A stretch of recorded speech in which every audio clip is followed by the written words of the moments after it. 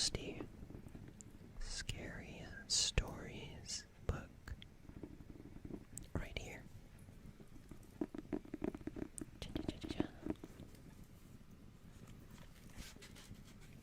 You hear this? You hear this physical book that I totally have. And for this, we are back by the fireplace. I haven't been here since the Christmas stream, which is a shame, because I really like it. It's very cozy, I think. I made a couple new additions. But yeah, that is the plan for tonight. I hope you're ready. I hope you're ready to get spooked. Okay, my laptop is like on fire right now. Let me close a few things. Gosh.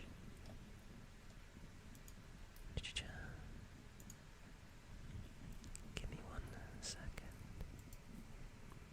There's a setting that I didn't turn off that I meant to turn off.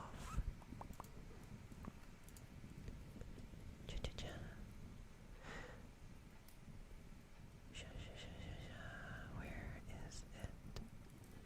It is in here somewhere, I believe. There it is. I see you. Okay, perfect. Okay.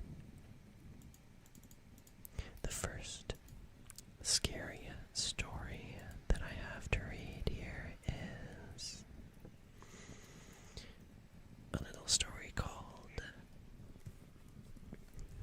My Dad Ate Meat from a Deer That Walked on 2 Legs. Now he's acting kinda strange. That's the name of the story. Okay. Oh god, I'm sorry, that was the wrong toggle. I meant this one. Also, hello. How are we doing? I never waved to you, my bad. Okay. I hope you're having a lovely day. Let's get into the scary story. I hope it's not too scary. But I wanted to do this because I haven't done like a spooky story stream in a little while. And I thought we would be due one. Let me make the text a little bit bigger. There we go. Okay. Alright, let's do this.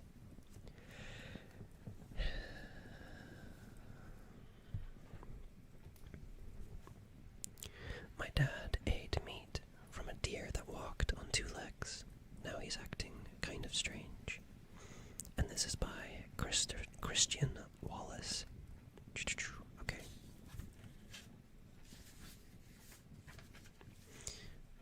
The party was 2 weeks ago. I stole a few beers when the adults weren't looking and shared them with Lucy Stidkins away from the crowd. She drank hers greedily as we sat beneath the bough of a low tree, speaking low so no passers-by could hear. Every time we whispered, we tilted our faces a little closer and closer. There was a moment when I thought she was going to rest her head on my shoulders, as she told me about how she wanted to be a vet. And my heart skipped as I debated putting my arm around her waist. Oh my gosh. Getting off to a corny start, but I like it. Also, where's my thingy gone? Okay, one second. Alright, lovely. Alright.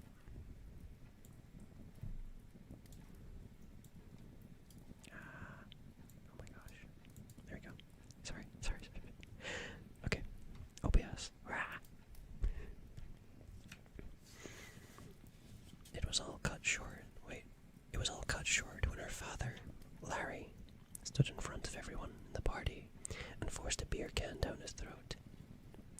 I didn't see it. I only heard the cries that had us both sitting upright beneath the branches. By the time we got back to the party, the adults were escorting the kids away, and ambulance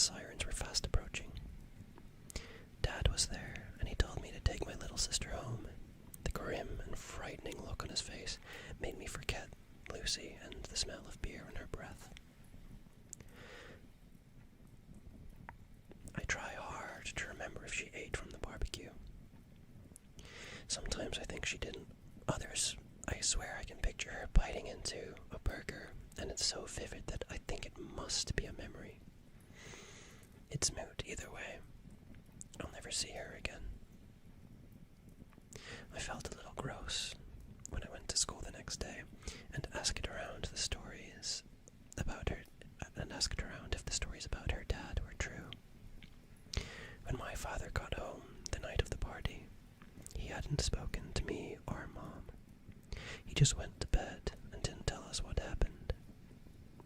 Come morning, I saw some of the older kids by the school gates and overheard them talking.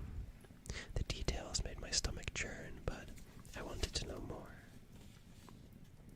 I didn't want to act all excited about something terrible, but this felt like the kind of thing that people would be talking about for years.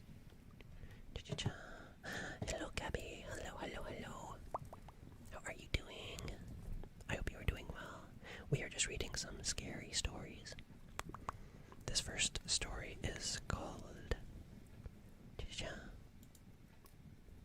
What's it called again?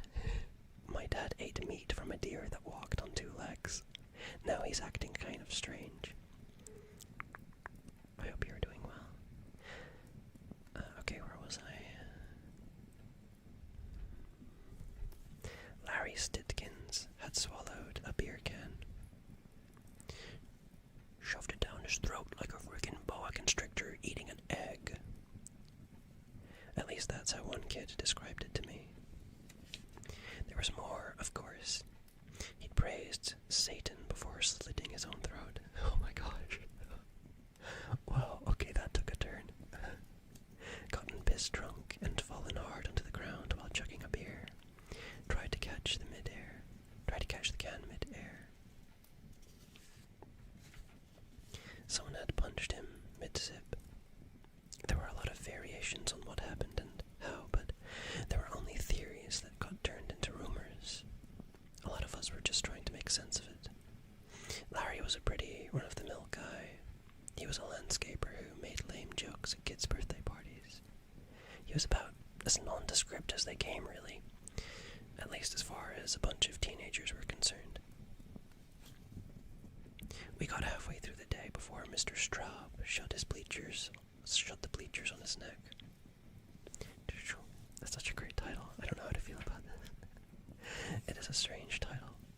I don't know. Sometimes titles like that can mean it's going to be like a really good story, but at the same time, it's a really fine line, I feel.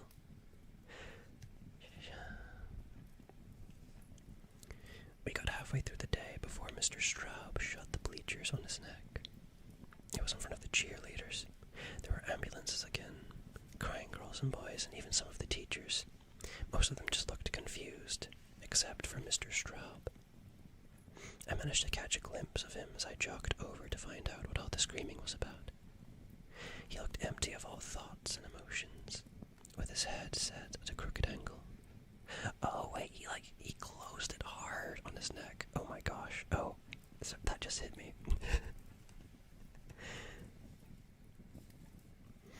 My god.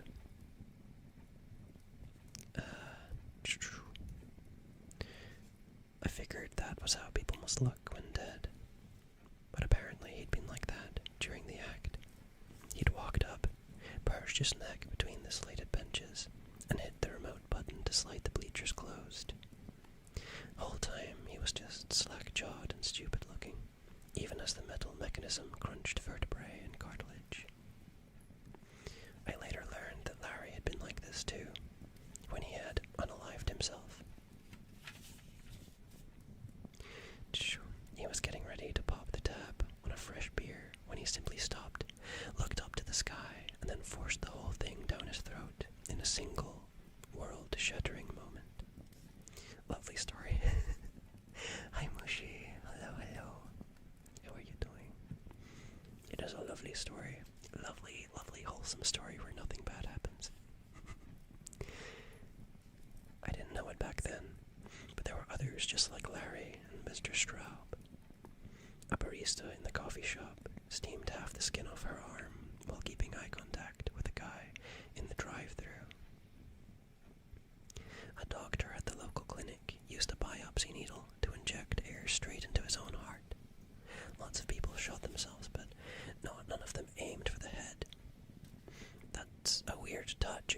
about it. These people obliterated their torsos or limbs with high-powered rifles at point-blank range. No reason offered, just a vacant expression as they deleted bits of their bodies and left nothing but ragged stumps. There was no school the next day, which was the only real clue I got about how panicked the local authorities were. Wouldn't be long before the national authorities joined in on the panic too, but that would come later. That morning, my parents left the house at 9:30 for a meeting at Town Hall, and they dropped me off at Grandma's on the way. I waited for them to leave before I told my grandmother that I was heading out. It was a hot day, and she only nodded her approval as she sat reading with my sister. She hated seeing me play video games, and always encouraged me to make my own adventures outside. It seems like there's maybe mass hysteria going on in this town. I'm not sure. There's definitely cases of things like that where people do crazy things en masse, like in the real world, but with the kind of story it is, it's probably something supernatural.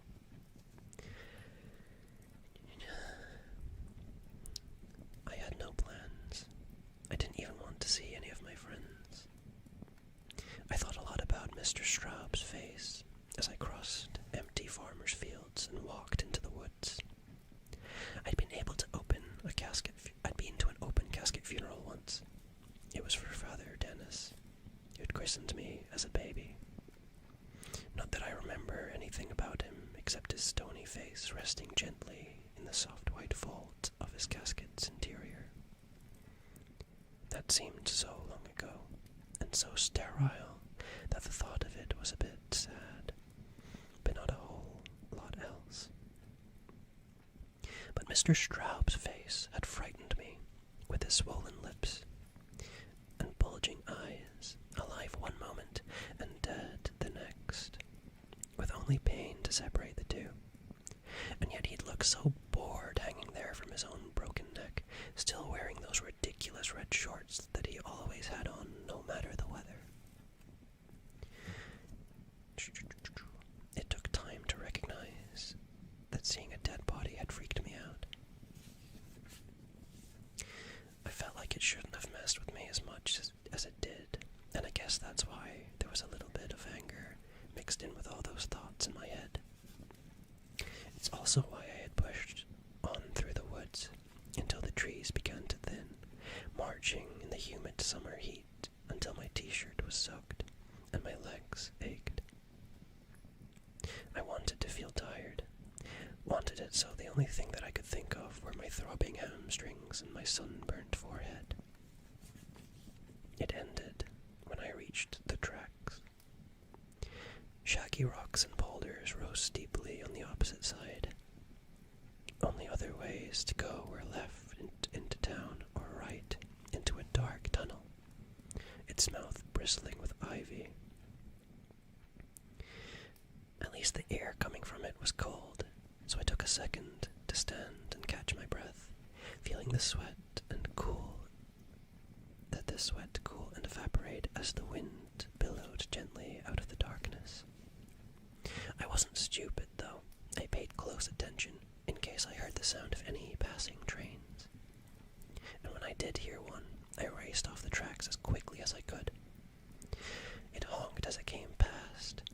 Another day, and I might have worried that I was going to get in trouble for playing on the rails, but all I could really think about was the thing that I'd seen lying by the tracks. It had been lit up by the train as it came roaring out of the tunnel, not far from the entrance. In the strange silence after the train had gone, there was only the dim light of the setting sun to see inside the tunnel, and everything else looked the same.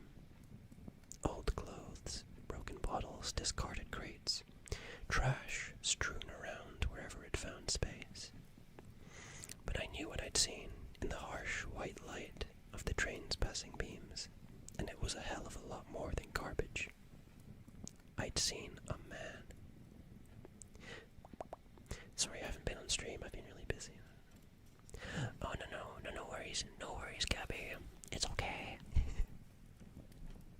It's okay. You don't have to. It's good to see you, though. It's good to see you. I hope you've been doing well. Okay. He was lying face down. There'd even been a hand, bright and pale like the moon in the night sky. I was sure of it. I didn't know what to do, not right away. I was afraid, and I didn't want to go inside, but I couldn't just pretend that I hadn't seen anything either. I tried shouting to stop them. If someone down there heard me, they gave no sign of it. It wasn't until I'd actually stepped into the darkness and let my eyes adjust that I confirmed that there really was a man lying down there. He was draped across the tracks, and he didn't have any legs. And judging by the way that the blood stains had turned the color of, well, brown, he'd been there for a while. Okay. I've been doing good. How about you? I've been doing well. I've been doing great. Thank you for asking. I appreciate it. I've been very, very good.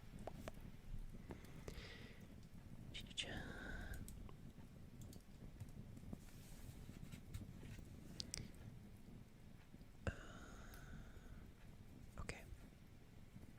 Hell, half a dozen trains must have gone right over him, thinking he was just an old bit of cloth or something. That's if they saw anything at all. In that time, he dried out a little. He wasn't a mummy or anything, but the blood on his stumps and coming out of his mouth looked more like jelly than corn syrup. Ew. Oh my gosh, that's a description. I was sobbing by this point, crying hard as I tried to make sense of what I was meant to do, while also feeling like all of this was terribly unfair on me. There was a moment where I could almost feel myself wanting to be a kid again. A proper one. Little. One who doesn't have to do things. One who can get upset and scream and run away. I'd only just started to appreciate how badly I'd been messed up by seeing Mr. Straub, and then God went and dropped that kind of nightmare in my lap. Teeth stained black with blood, and open eyes that looked at nothing. It felt like a nightmare. Not just the moment with the body, but everything else, too. Everything since that beer beneath the tree had felt like it wasn't part of reality anymore. But nightmares end. I was outside, gasping, vomiting, crying my eyes out, when I heard something shuffle in the tunnel that I'd just run out of. Part of me thought that a sound must have meant someone was alive and close by, and that meant I wasn't alone. But another part of me thought something else entirely. But another part of me thought something else entirely. It was that part of me that took over and stopped me crying or making any more noise. My mouth turned dry as a desert, and all of a sudden I was no longer hot all over, but cold, freezing cold, and my legs were backpedaling away from the tunnel with short, quiet steps. Hello. Good evening. Hello.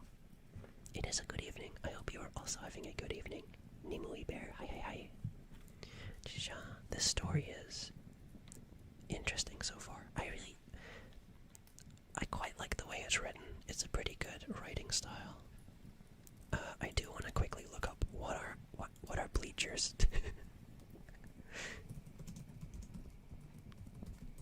What was it that actually fell on that guy's neck? Oh, like the benches. Wait, how do you put your neck under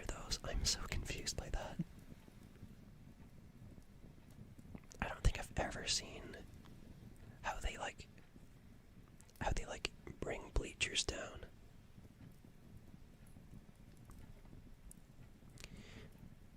Huh. Interesting. I've never seen those things move. I'll have to look that up later. Okay. Where were we? Now I'm wondering too. Yeah.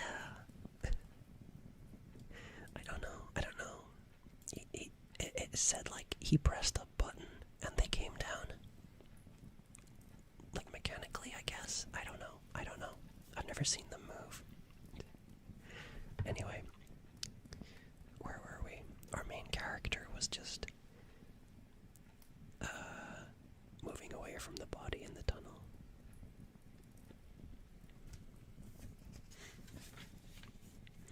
Okay.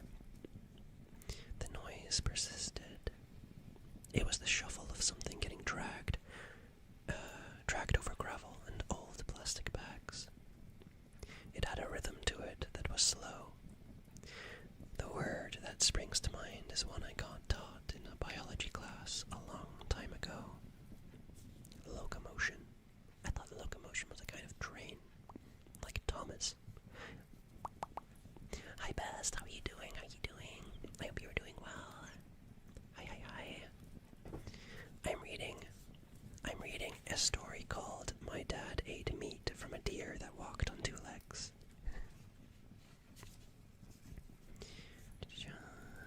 I haven't done like a scary story in a while, so I thought we were due a stream like this. Something down there was moving. It was moving towards me. It sounded slow and broken and feeble, but that didn't matter. Somehow, even though I knew it was completely insane, I just knew what was going to come out of that tunnel. I knew it the way a rabbit knows a wolf, or the ant knows the spider. But still, when I saw him crawl out of the darkness and into the light, I screamed so loud I'd have a sore throat for the next few days. It was the man from the tracks, and even though he moved, he was not alive. I tried telling myself that he couldn't have been dead because only living things move, but that was horseshit. He dragged his bloody legless torso with one working arm, while the other lay dislocated across his back, the fingers of both hands just curling as he heaved himself along. And that face. That same empty, gawking expression, just like Mr. Straub's. He wasn't alive. He was a dead thing, and that made him some kind of impossible monster. I turned and ran, screaming through the trees. Whole time I could only think of that thing that was chasing behind me and was trying to close the distance. It didn't matter that it was slow. It didn't matter that I ran for over an hour. It didn't matter that I wasn't sure if I knew my way home or was even running in the right direction. All that mattered was putting one foot in front of another until there was nothing left inside me. Time turned funny. Seconds moved in strange staccatos until eventually I collapsed on my legs made of rubber. And then I dragged myself into an old tree hollow to hide. And that was where I lost all consciousness. Excuse me for a moment, I gotta take a sip of water.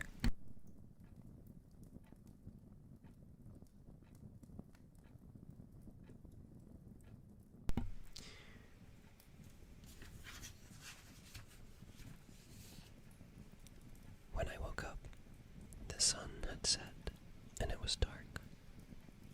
I vomited some, and then found my way back to the beaten path, and stumbled achingly through the cold night air back to my grandmother's farmhouse. Dad was sick. My grandma screamed something to this effect at me as she held down his right arm, while my mother tried to grip his head in her blood-slick hands.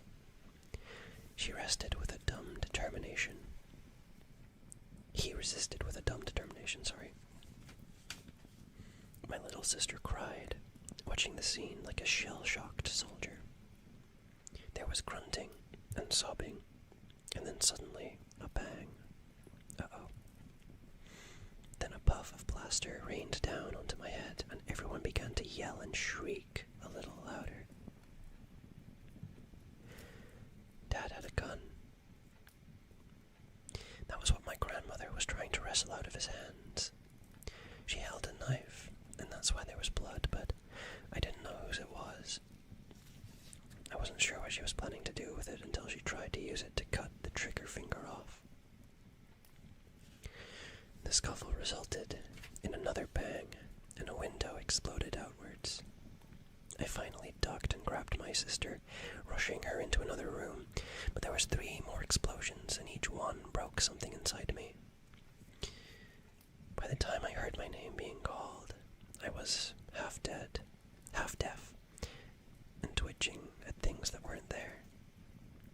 My sister pleaded for me to come back, her pink fingers grasping for me as I put her down. But my mother was shouting for me to come and help, and I wanted to keep my family safe.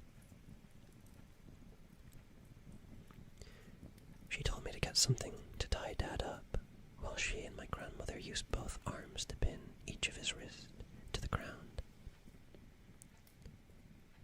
His hand bled weakly as my grandmother used every inch of her strength to simultaneously pin him and stop the flow. He thrashed slowly beneath them, his movements languid and easy, but I could tell it was a struggle for them to keep him down. As I ran to the garage, I saw the gun on the ground with Dad's severed finger nearby. I kicked it out of reach before returning shortly with the rope my grandmother used to tie the garage door open during hot summers. Mom tied the knots. My grandmother tried talking to my dad, and it was one of the few times in my life that I saw her as the woman who'd once changed his diapers. She was so soothing and tender, and her constant muttering that everything would be okay seemed so fragile. She was scared for him. Mom just did everything in her power to wrestle some safety out of the moment. Only once his arms were securely behind his back, and she was confident that he wasn't breaking free, did she stand back, put her hands behind her, and then immediately hunch forward and sob. Call an ambulance, my grandmother told me as she walked into the other room to get my sister. Before I got my phone, I briefly hugged my mom, who didn't seem to notice. I risked a glance at my dad, who didn't look at anything at all. Dead eyes gazed vacantly at nothing as he fought to free his arms. And when he finally looked at me, it was no different to how he'd looked at the floor or the wall. Oh, I like that. That's a cool visual.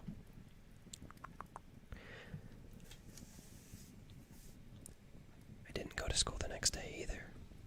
Some men from the government came to take Dad in the morning, and Mom ordered me to go to my room when they arrived. She asked them 1,000 questions, but their replies were short and stern. All I managed to overhear were a few muffled phrases. "Please stay put, Mom.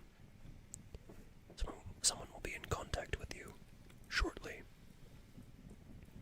When I ran to my window to look out at them walking down the drive, I saw that they all wore masks. One of them saw me staring, and I thought he was going to wave, but then he didn't. Rude. There was a biohazard symbol on their clothes. After they left, Mom focused on making dinner and looking after my sister. She kept me close the whole time, barking anxious questions when I tried to leave the room. "Where are you going?" "Just the bathroom." "Oh, okay then." It felt like she was painting normality onto tissue paper, desperately desperately afraid of breaking it. I tried my best to seem like I was okay.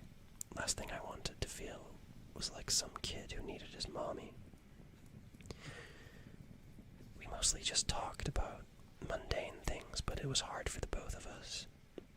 The only time the atmosphere seemed to change was when she asked me something strange halfway through dinner. Did your father, when you both went hunting a few months back, what did you do with the meat? I don't know, I shrugged. Dad took care of all of that. Why? The men who took him asked a whole bunch of questions about it. And then with a fragile smile, have you done your homework? They told me your teacher would send some assignments online. And just like that, the thin pretense of normality came back.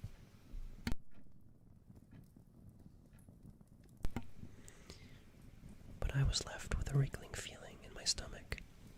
It didn't go away as the evening marched on. In fact, it only grew worse until I found myself in bed, rolling from side to side and thinking about Mom's question. The men who'd bundled Dad off hadn't seemed like the kind who messed around. They must have had some idea of what was going on, so why ask about meat? On some level, I knew the moment she'd asked me why it was relevant.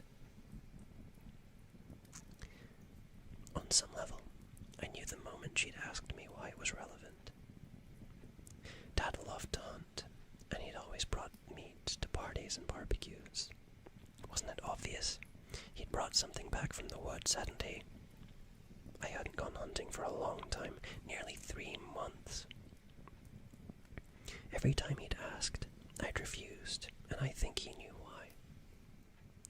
On the very last trip, Dad shot 3 deer, but we only brought back 2. One for us, and one for the town barbecue. The 3rd he shot, but we left in the forest floor, because by the time it had died, I was pale and shaking, and even Dad couldn't keep the tremor out of his voice. Neither of us had expected the deer to stand up on its hind legs and walk towards us like a man, its gait a heavy and broken thing as it lumbered over the forest floor. And it had kept coming, even after Dad shot it 6 more times. Wow. One of the rounds struck it in the head, but still it shambled forward on 2 misshapen legs as his brains painted the ferns a pestilent grey. When it finally fell, even Dad had gone pale. And in this silent aftermath, I had to go off and be sick in a bush. After that, we cut the trip short. Dad walked me gently back to the truck where the 2 deer we'd shot and trussed earlier that day waited in the pickup. I don't think either of us even remembered that they were there until later. He'd still ask if I wanted to head out with him each weekend, but he never seemed surprised when I made some excuse. The only time we actually talked about it was not long before the barbecue, when he drove me to school one day. He didn't deal with it head on. He skirted around the topic. This story is intense. Yeah. It is. The title was really cool, though, I think. So I wanted to read it. Oh my god, I'm not even a quarter of the way into it. It's a pretty long story. I don't think I'm going to get on to the next one. But that's okay. The next one is very body horror centric, so I don't think you'd like that one very much. I have to say though, there is some very cool, descriptions in this story. What was that line about, was as if she was painting normality onto tissue paper. That is such a cool line. I gotta appreciate that. It's just such a neat visual to describe something, to describe like someone's attitude. Definitely well written. Yeah. Okay. Oh wait. I turned the page again. Okay. Sometimes deer get sick, he told me. A little like old folks do. Remember Grandpa? He got real scary towards the end. Didn't he? Well, deer get sick too. But we don't have to worry. Same way you couldn't catch what Grandpa had, we can't catch what the deer have. Us humans are safe, just an uncomfortable part of nature. It had come out of the blue, or at least it seemed like it. I figured it was Dad's way of trying to get back at me. I figured it was Dad's way of trying to get me back on board with hunting. I knew he liked me going out with him, and I liked it too. At least until I'd seen that deer walk towards me on 2 legs. But lying in my bed that night, after Mom had gone to sleep, I started to wonder if maybe he hadn't really been trying to convince me.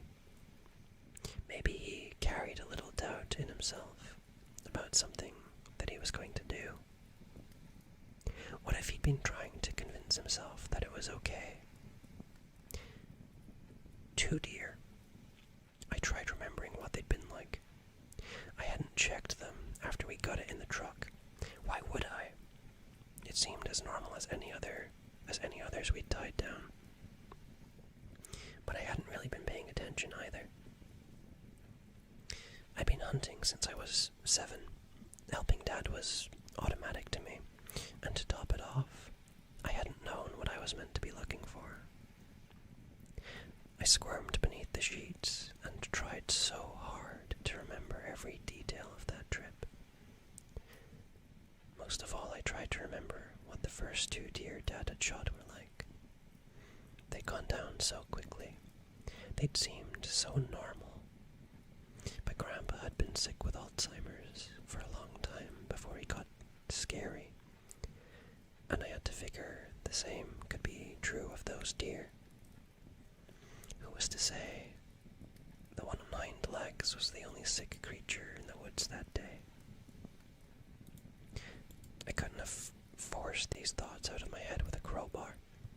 At some point, I accepted that I wasn't getting any sleep that night, and I settled down to torture myself some more, until I realized that it didn't have to be that way. Dad had an old freezer in the shed that he sometimes kept meat in. Not for long, and usually not for eating. He'd used it for things that he'd wanted to skin or try and make a trophy out of, which he rarely did since Mom didn't like that kind of thing in the house. But if the deer weren't in the freezer, in the kitchen or the garage, then they might be in the shed. And if I did open up that chest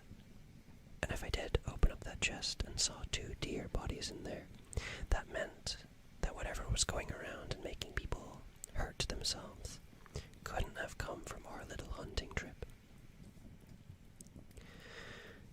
I snuck out of my room as quietly as I could. Mom was on the phone with my grandmother, and she was crying. I stopped briefly by her door and listened to see if maybe they knew something that I didn't. But after she started talking about how scared she was, I just felt bad and moved on. At least it didn't mean she was too busy to notice me creeping down the stairs. I never liked the shed at the end of the yard. It was rarely used, even by my dad, who kept a lawnmower and some old junk in there. It wasn't the kind of place you kept food, but I had this feeling that he didn't keep these deer with the rest of the meat he got from hunting. As I opened the back door, over the shadow-covered yard, I found myself thinking about the tunnel and what I'd seen back there. With everything that had happened since, I'd done a good job of convincing myself that it had never really happened in the first place. Sorry, just got back. What's happening right now? What's been happening? Okay. This is my test to see if I've been paying attention.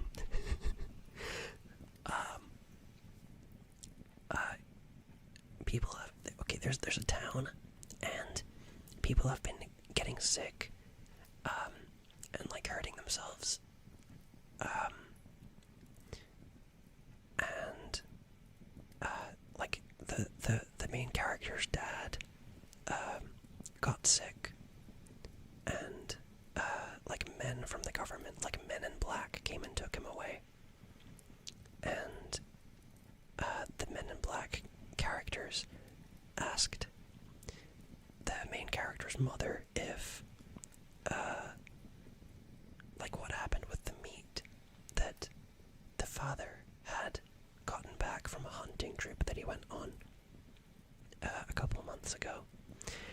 And the main character was also on that trip, and he's going to investigate and see if he can find the deer that his dad brought back from that hunting trip, just to see if, I actually don't know why he's investigating them. If I'm being honest, I don't know what he hopes to find, but I guess we'll find out. He's trying to find out, like, if it's what's been making people sick or not.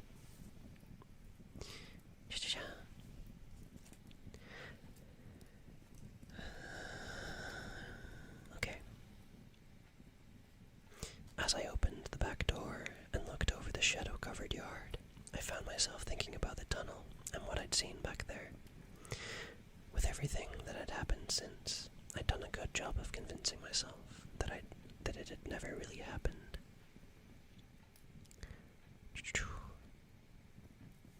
The man with no legs who had dragged himself out of the darkness had become little more than a half-remembered nightmare. A moment out of time that was incompatible with all the logic and reason in the world. But suddenly, it was back with me.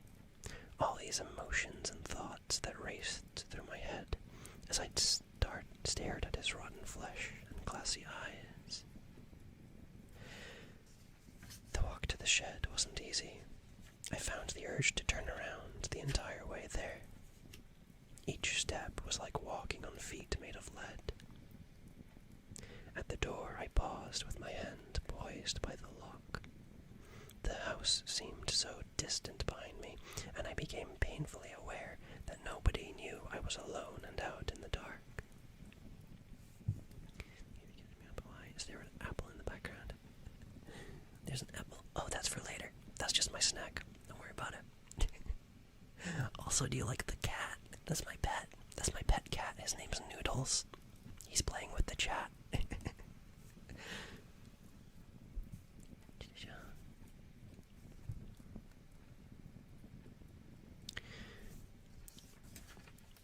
Inside was nearly pitch black. My phone helped me light it up a little, but I didn't touch the nearby switch in case Mom saw it from her window. Cobwebs hung low from the ceiling, and shadows crawled across the floor and walls as I moved closer to the freezer.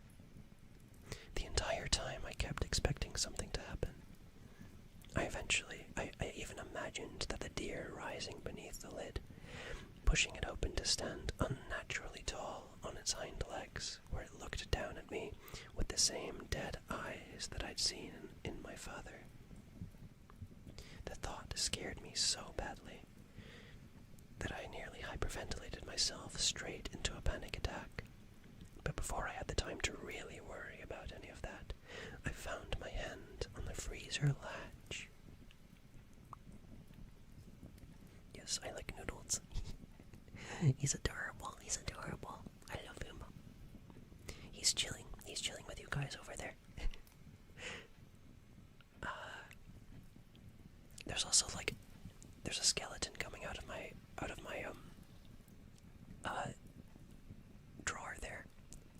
can see that. I don't know what his name is, but he's chill. He's chill. He tells me strange things about, like, he tells me, like, little factoids. Like, the snow. He was telling me about this earlier, but, the snow that they use in, the Wizard of Oz movie, like the original with, Judy Garland. All the snow in that movie is actually, like, asbestos, which isn't great. Can I name the skeleton Gerald? Sure. You want to be called Gerald? Yeah, like, whatever, man, that's fine. Yeah, he's chill with it. Okay, his name's Gerald now. Wonderful.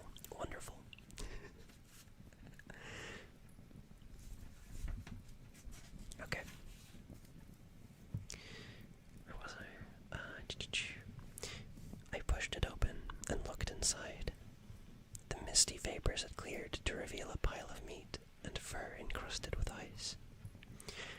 There was only one head visible, but I so badly wanted confirmation that there were two animals in there that I took a deep breath and reached in to try and pry some of it loose. Some of it came away from the sides with a sound like duct tape, but no matter how deep I rooted around in that mound of bone, antlers, and rock-hard flesh, I couldn't see a sign of a second deer. Had Dad really served everyone sick meat? Was that really why Larry Sitkins, Mr. Straub, and all those other people had unalived themselves? Yeah, Gerald. Can you actually see him? I didn't check if you guys can actually see him. Oh yeah, you totally can. He's kind of small though. That's fine. Lovely. Okay. I've lost my place. Okay.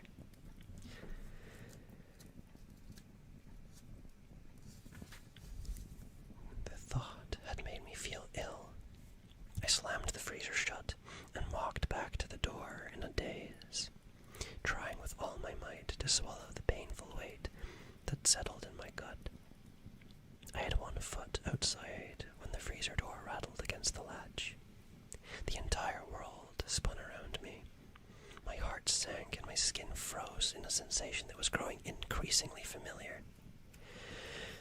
I turned to face the sound. Both hands braced against the door and watched as the latch slammed into the lock once more. The light inside the chest came on for the briefest of moments, and I glimpsed the thrashing fur and teeth. Then it happened again, and again, and each time I saw bits of hoof and bone and strange musculature that frightened me so deeply that I fell down onto my ass, and I didn't even realize. When the latch finally gave way, the lid flew open and stayed there. Light poured out of the box, and I waited, breath held for that thing to emerge, to come roaring out of sight and bear down towards me on unnatural legs. But nothing happened. The silence stretched on for what seemed like an eternity, until, at last, there was a crash, louder than any before, and the entire freezer rocked back and forth and slowly fell over. It's okay, Gerald's a little guy, that's okay. Yeah, he is. He's just a little guy. He's just a wee lad.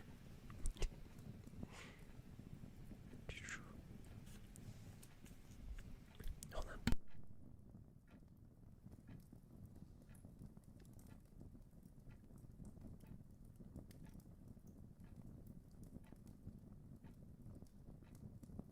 Okay. Some people have skeletons in their closets. I have skeletons in my nightstand, in my drawers. Yeah. Okay.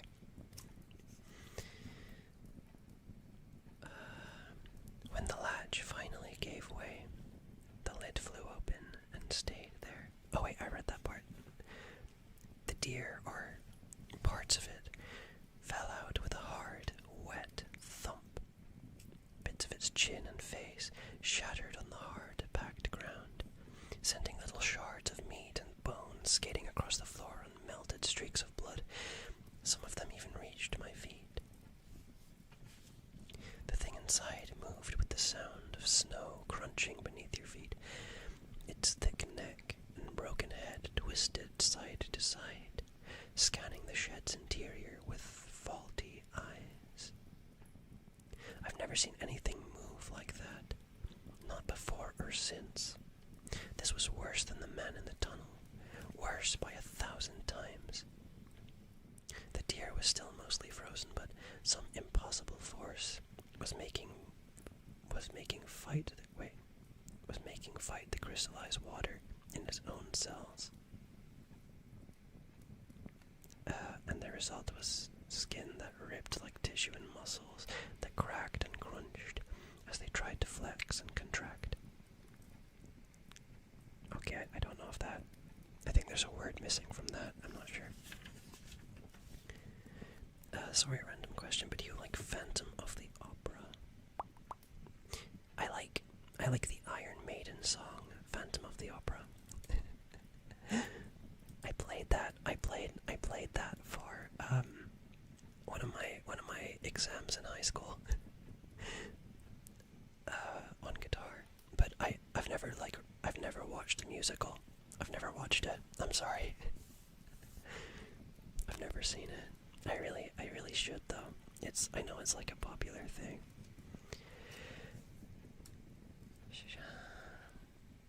It lifted its head and tried to scream.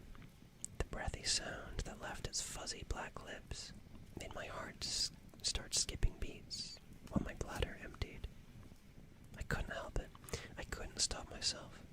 And when I looked down and saw pieces of melting flesh start to writhe and wriggle, I tried with all my might to stifle the cry building up in my throat. But it still escaped as a desperate, high-pitched whine.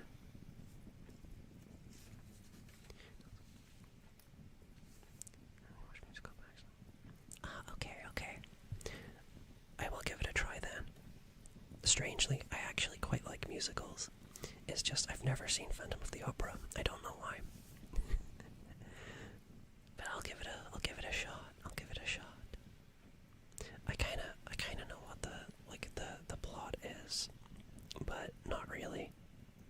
I know it's about like a guy that hides in a theater, and it's like, I think it's a love story, isn't it? But yeah, I will watch it. Is there like a certain version of it that's better? Is there like one original version? I don't know. Because I know sometimes you get remakes that are worse. I don't want to accidentally watch like a bad remake of it, you know?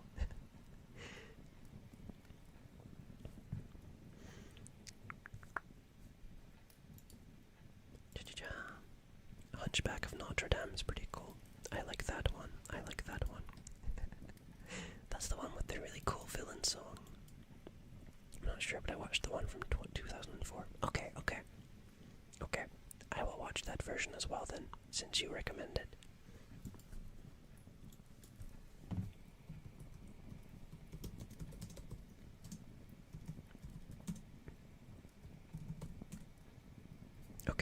Okay, I will watch that. Thank you for the recommendation. I appreciate it.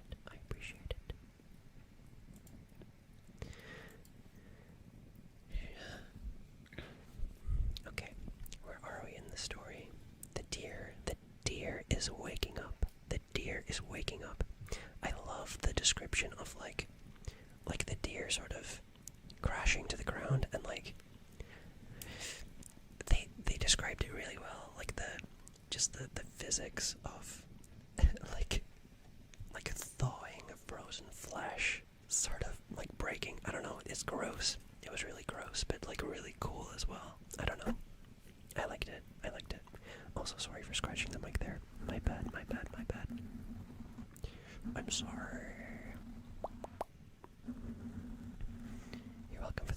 recommendation. I hope you like it. I also hope I like it. My recommendation is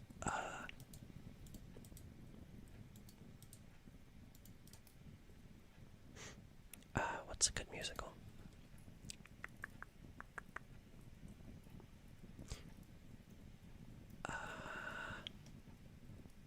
Yeah, Hunchback of Notre Dame is good. I like that. Okay.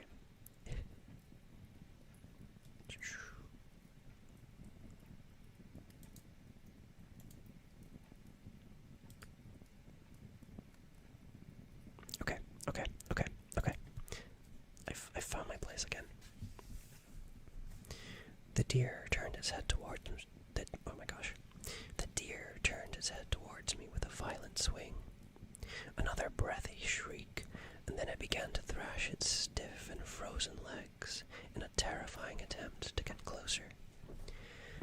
To say it had a predatory look would be inaccurate. Anyone who's seen a predator in action knows that nature is mostly indifferent when it kills.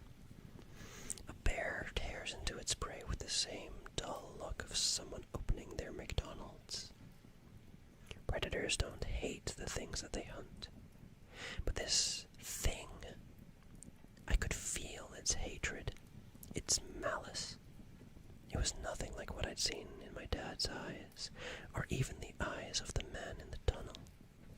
But it had spent months in that box, hadn't it? This was the disease when you skipped 3 months ahead. Anger, hatred. Jesus Christ, I couldn't even say if it was going to eat me. That's what you think when you see a zombie, right? It's going to try and take a big bite out of you. But this frozen clump of hair and meat and braying lips dragged itself across the floor with an expression like murderous rage. The look of someone ready to beat another living thing to death, using its own hands if it had to.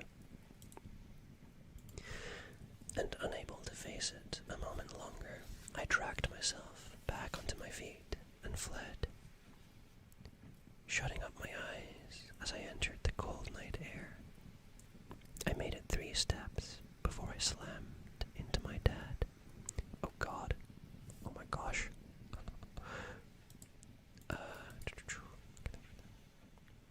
Yeah. It's one of those old Disney 2D musicals. I like it for like one specific song.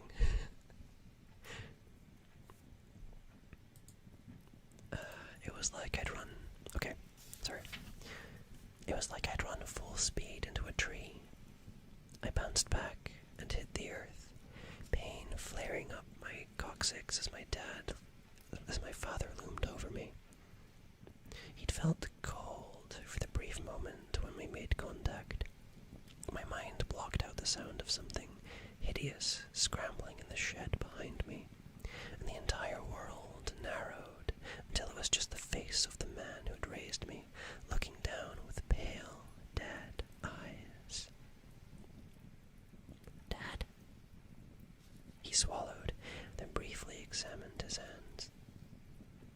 I think I'm dead, he muttered, almost as if he was talking to himself. When did I die? I pulled myself up and grabbed his hand. He was cold, but his pulse was racing. I could even see the veins in his forearms throb sickeningly. Ew. Duh. That's freaky. Dad, are you okay? They told me I'm sick, he said, his eyes gazing vacantly at the empty space behind me. I think they might be right, but there's more. He looked at me, the intensity of his gaze so powerful that I let go of his hand and took a step back. For the first time in my life, I was scared of him. I'm not alone in here.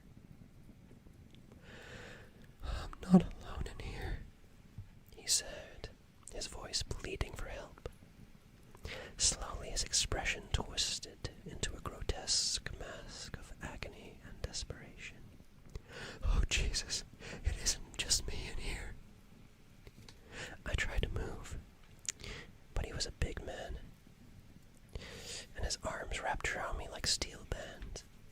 "Dad," I cried, struggling to pull myself loose as he sobbed louder and louder. "Dad, Jesus, you gotta let me go, there's..." The shed door burst open. I managed to twist around just enough that I could see what came out, and I felt an urgent terror crawling up my flesh. The deer had pulled itself loose from the freezer, and it now stood in the doorway on 2 legs. Its body looked all wrong in that posture, like when you twist the limbs around on a doll. Probably not far from the truth, thinking about it. Dad didn't react, but I began to scream as the nightmare coalesced around me. My father gripping, holding me in place as that horrible thing lurched towards me on 2 legs. It moved like claymation or a puppet show gone wrong, but it was quicker than I'd feared. As each step brought it closer, I found myself losing what little control I had. I started to scream, started to shriek. I beat at my father with my fists, but he didn't budge an inch. My hands clenched. My clenched hands just bounced off his strong shoulders, and it was like I was trying to hurt a punching bag. I started to swear too, started to scream things that I thought were bad, then worse, then so bad that I'm not even sure I can blame other people for putting those words in my head. I told my dad that I hated him, called him a son of a bitch, called him even worse. A son of a gun, son of a beetroot. Okay. All that commotion had got the attention of others. Neighbors' lights started coming on. My mom emerged from the back door, wrapping her robe around herself as she squinted at us in the dark. "What the hell is going on?" she cried as she stumbled towards us. But when she saw that deer, she started screaming too. I don't know why, but I thought that other people appearing would help somehow. Oh my god, horror movie logic. Oh my god, wait, okay. I gotta talk about that later once I'm finished. That as 2, 3, half a dozen people came stumbling out into the open lawns, peering over the waist-high fences, it would stop the slow but inevitable onslaught of that monster. It did no such thing. I had to listen to their confused shouts and cries while gesturing and begging for help. The entire time the sound of the creature over my shoulder getting closer and closer. Meanwhile, my hands tried to pry away my father's thick arms, but each time I got leverage, he simply flexed and his grip tightened around me. He was muttering something the whole time, but I couldn't hear it. Finally, my mother screamed and ran, swinging an old rake at the space behind me. I heard the impact, the splintering of wood and handle. Then she stumbled backwards, and I had to twist to get a look at the deer that was now just 6 or 7 feet away. Oh my god. Don't you dare. The spokes of a rake still sticking out of his face. Don't even think about it.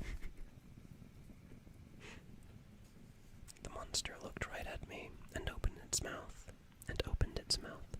and I swear to freaking God that it was going to talk, but right then someone shouted, "For the love of God, Alice, get away from that thing."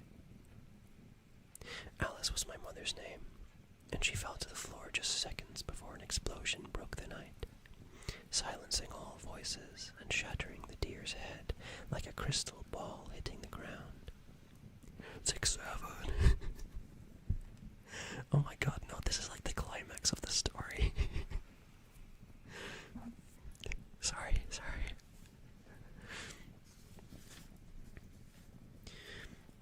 My heart raced so fast that I thought for a moment that I was gonna die. And then I looked down at Dad,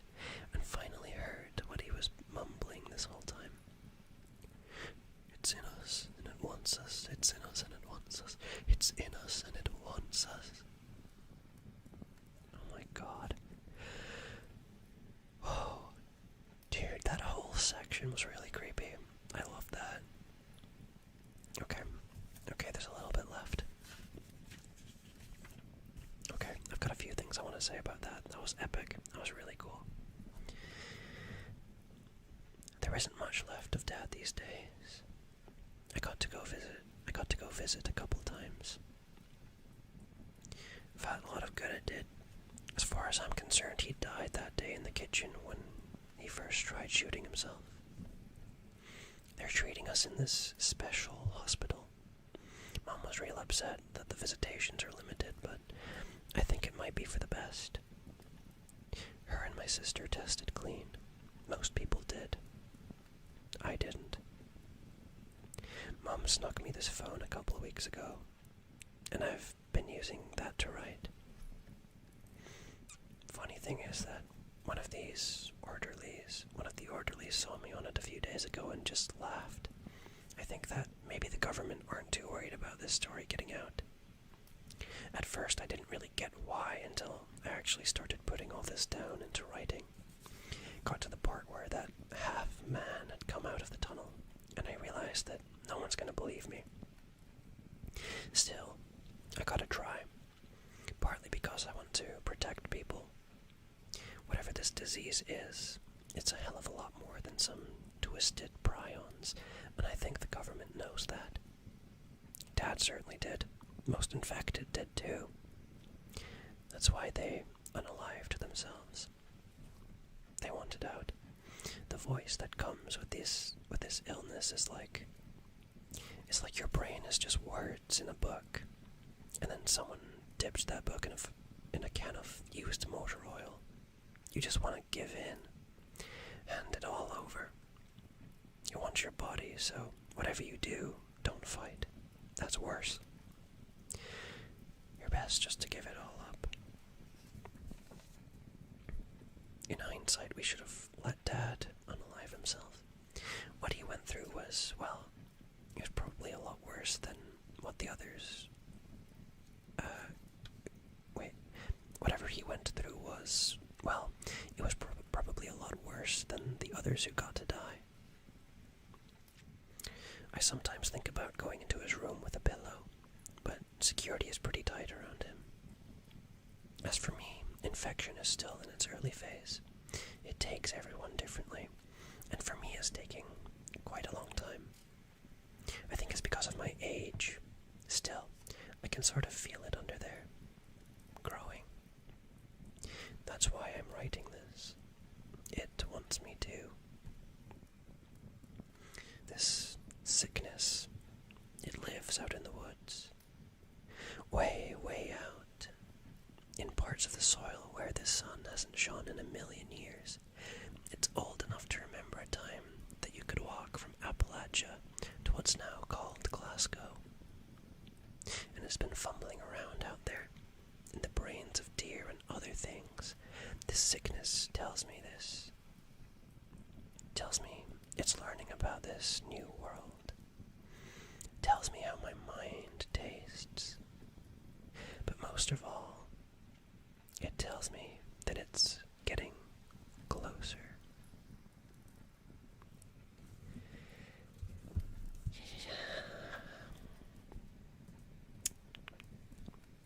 And that is the end of the story.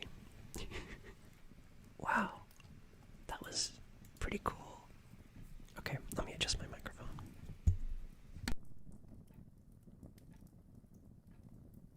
That was pretty cool. I actually really enjoyed that. That wasn't as long as I thought it would be. We've been going for a little over an hour. That took about an hour to read. Okay. Yeah, that was really cool. Okay, I've got a couple thoughts about like that second to last section. I really enjoyed the descriptions in this story. I think they were very vivid and very, very cool. The one thing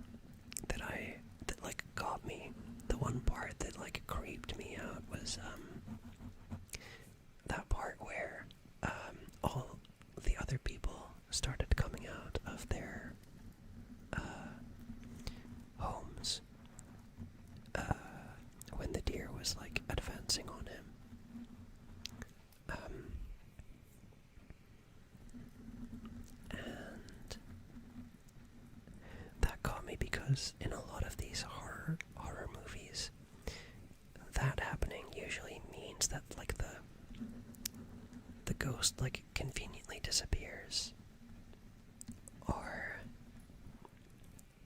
like the minute other people come to see the ghost, it disappears, and then you're left with the character like crying wolf, and like nobody believes them. But I really like how this sort of broke that trope, and like other people coming out just didn't have any effect on the actual like monster, and I found that like pretty chilling. I don't know. I like that aspect.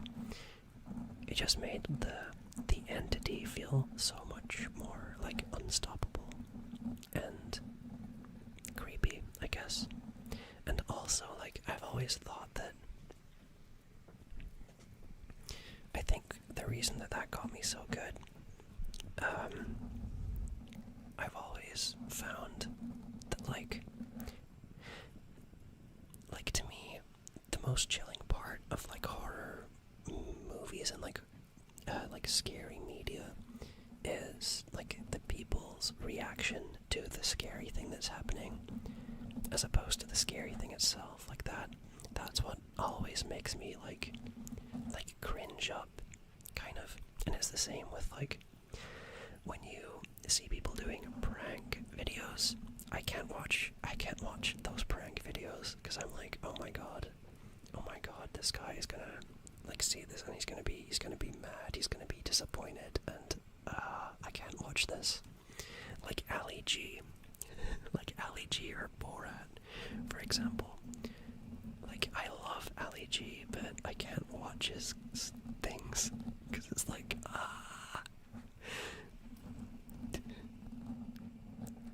you're being rude to this person, and I don't want to see their reaction. I don't know.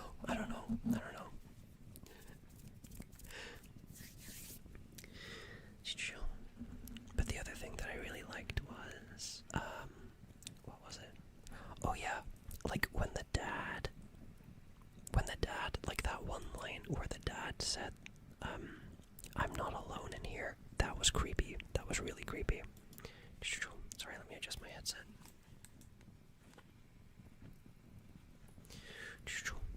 This is kind of random, but I heard there's a new Scream movie coming out. I don't know if y'all have heard anything about it. Sorry. Hold on. There's like hair in my face. Yeah, okay. Yeah, I heard about that. I remember watching like the first, I think, 3 or 4 Scream movies. I haven't watched the rest of them though. I did like the first, like 3. I don't really remember the 4th one, but the first 3 were definitely very good. I like the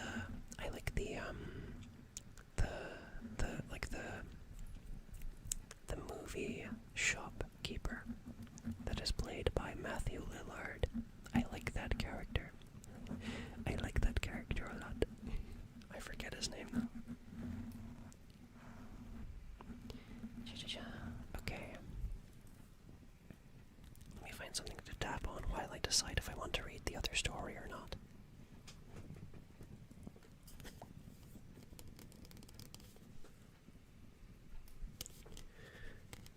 What else was good about that? Okay. I'm gonna make the one like main critique that I have with this story. And even though I like this story, I do have one critique.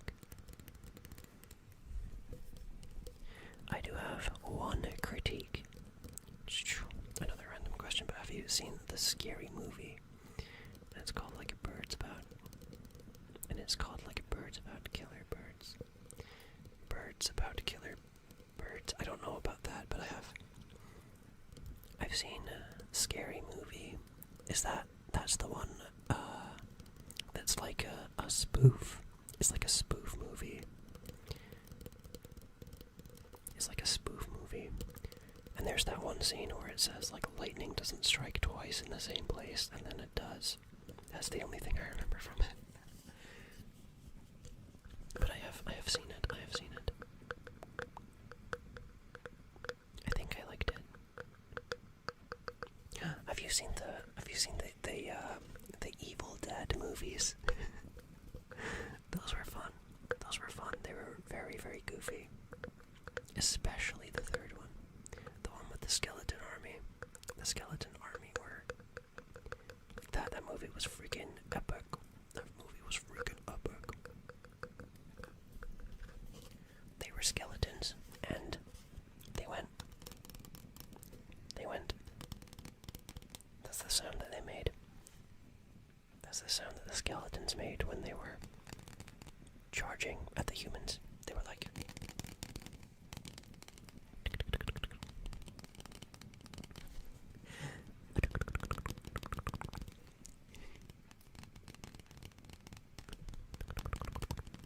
Okay. What was I saying? Oh yeah. My one criticism with this story is... like, I think the people that came from the government people, I don't know why, but that just came across as a little bit corny. I can't even pinpoint why it came across as corny, but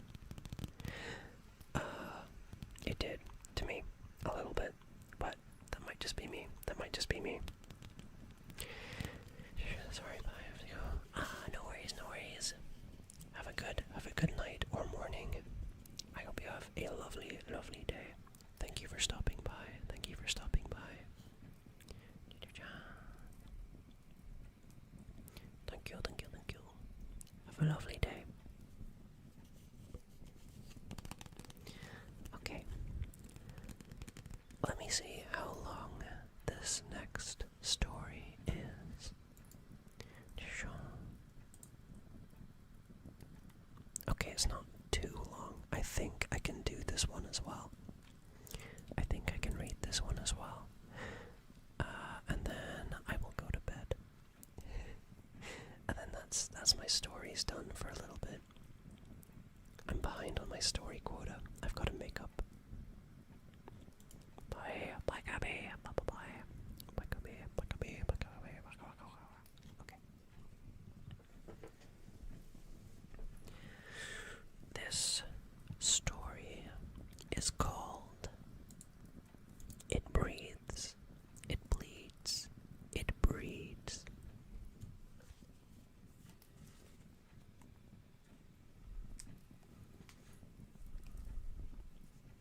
Sorry, I'm just adjusting my freaking hair again. Keeps getting in my face. I need a haircut, man. I need a haircut. I need a haircut. A haircut. A haircut. A haircut. Hello, sir. Which hair would you like me to cut? All of them, preferably. All of them. All of them. I hope you have the coin for that, sir. How much would that be? That will be one. Wait. I don't know. How many hairs do you have? I have, like, at least 5. Okay. That'll be about $5 million. Okay. Okay, this is called It Breathes, It Bleeds, It Breeds. By, who is this by? Who wrote this? Who the heck wrote this? This is by Imperial Infective. Oh wait, it's on Creepypasta Fandom. I don't know if that's the original author. I don't think that is the original author. Let me look it up.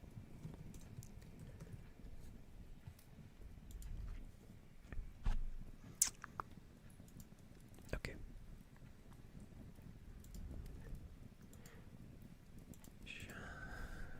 Sorry. No, wait, I've got to log into that. No.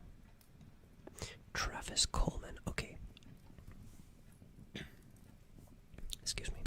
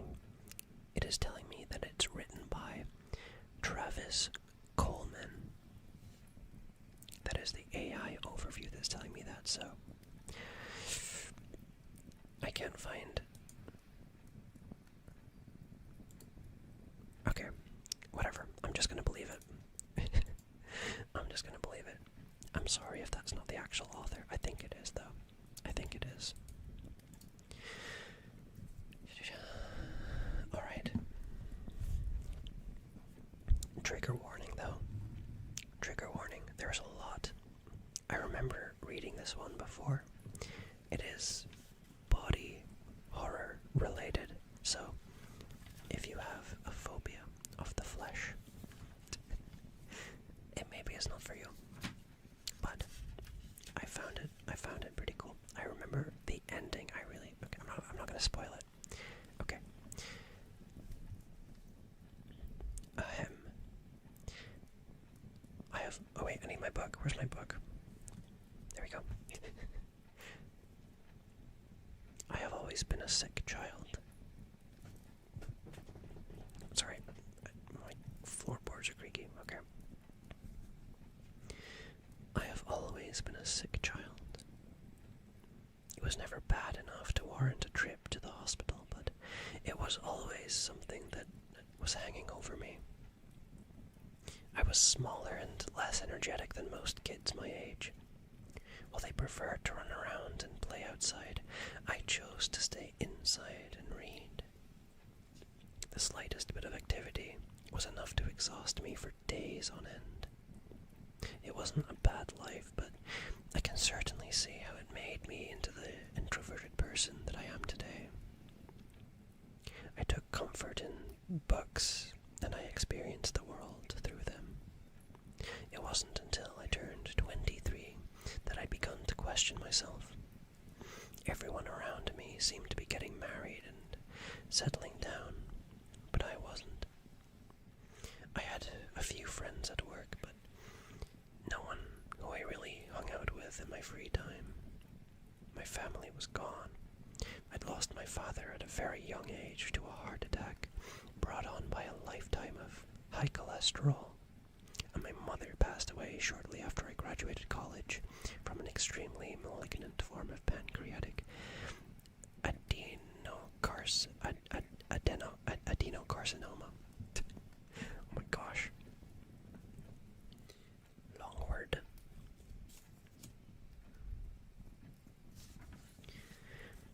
My mother clung on to life for a few weeks before her body shut down. I remember my last memory of her in the hospital. She was so thin that it looked like the slightest breeze would take her from me.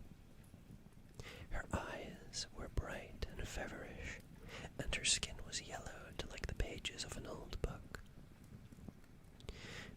The palliative, in brackets, Demerol, they were giving her to ease her into her final moments, robbed her of any coherent last words. Sorry, I'm going to read that again. The palliative, Demerol, that they were giving her to ease her into her final moments, robbed her of any coherent last words. She just stared at me with her glassy eyes as the end came for her.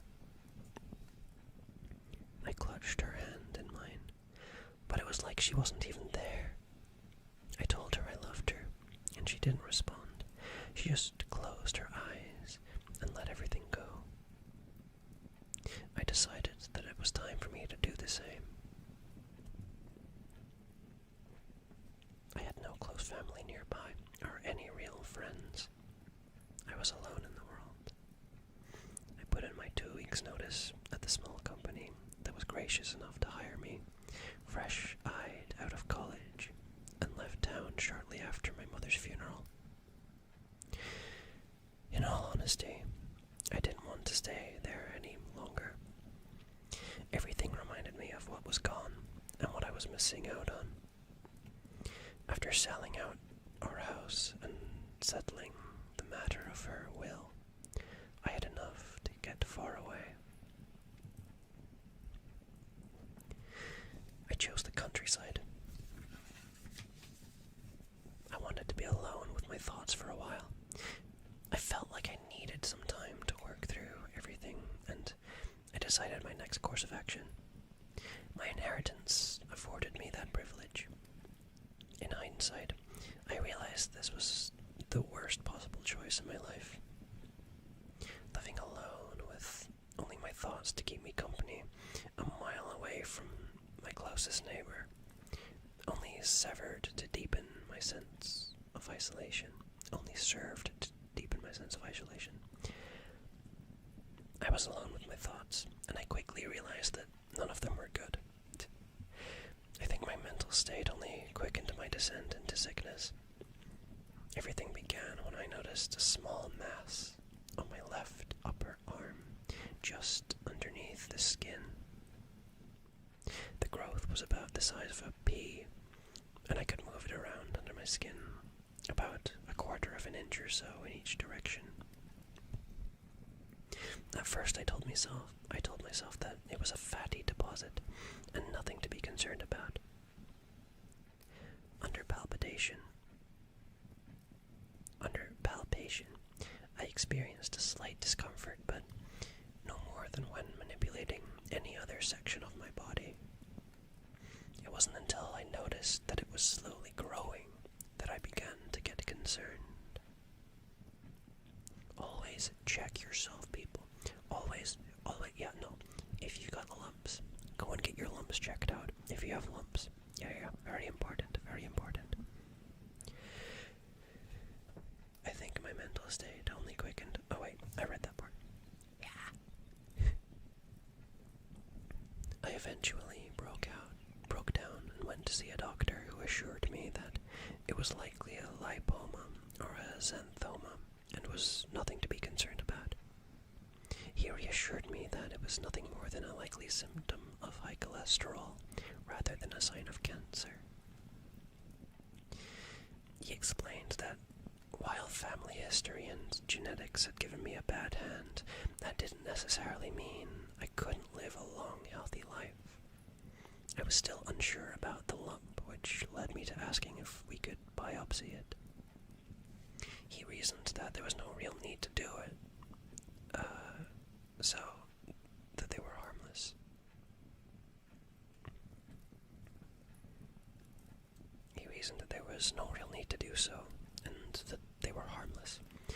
Since the mass was movable under my skin, that meant that it was encapsulated and was likely benign.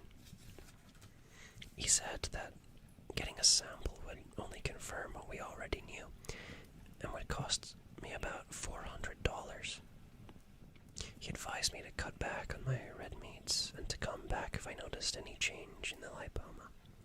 I thanked him and left the hospital feeling comforted.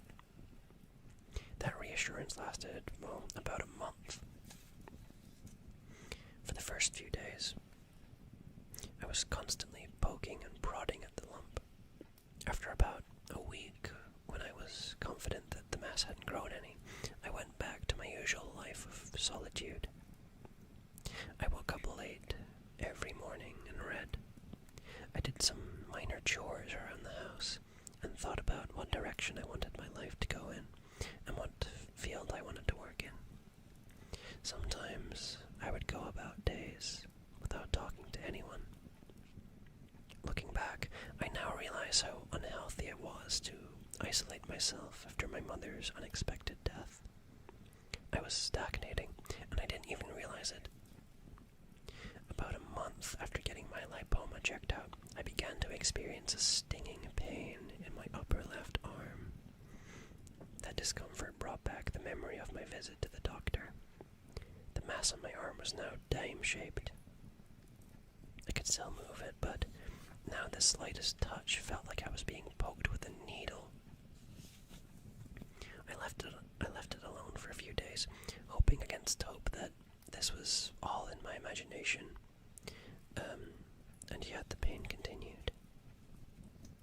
I think some sad part of me thought that it would go away if I ignored the issue long enough. To be honest, I was worried about going back to the hospital. That was partially due to the fact that I was afraid of what the diagnosis would be. A growth can be a symptom of cancer. My mother's experience in the hospital also kept me from going.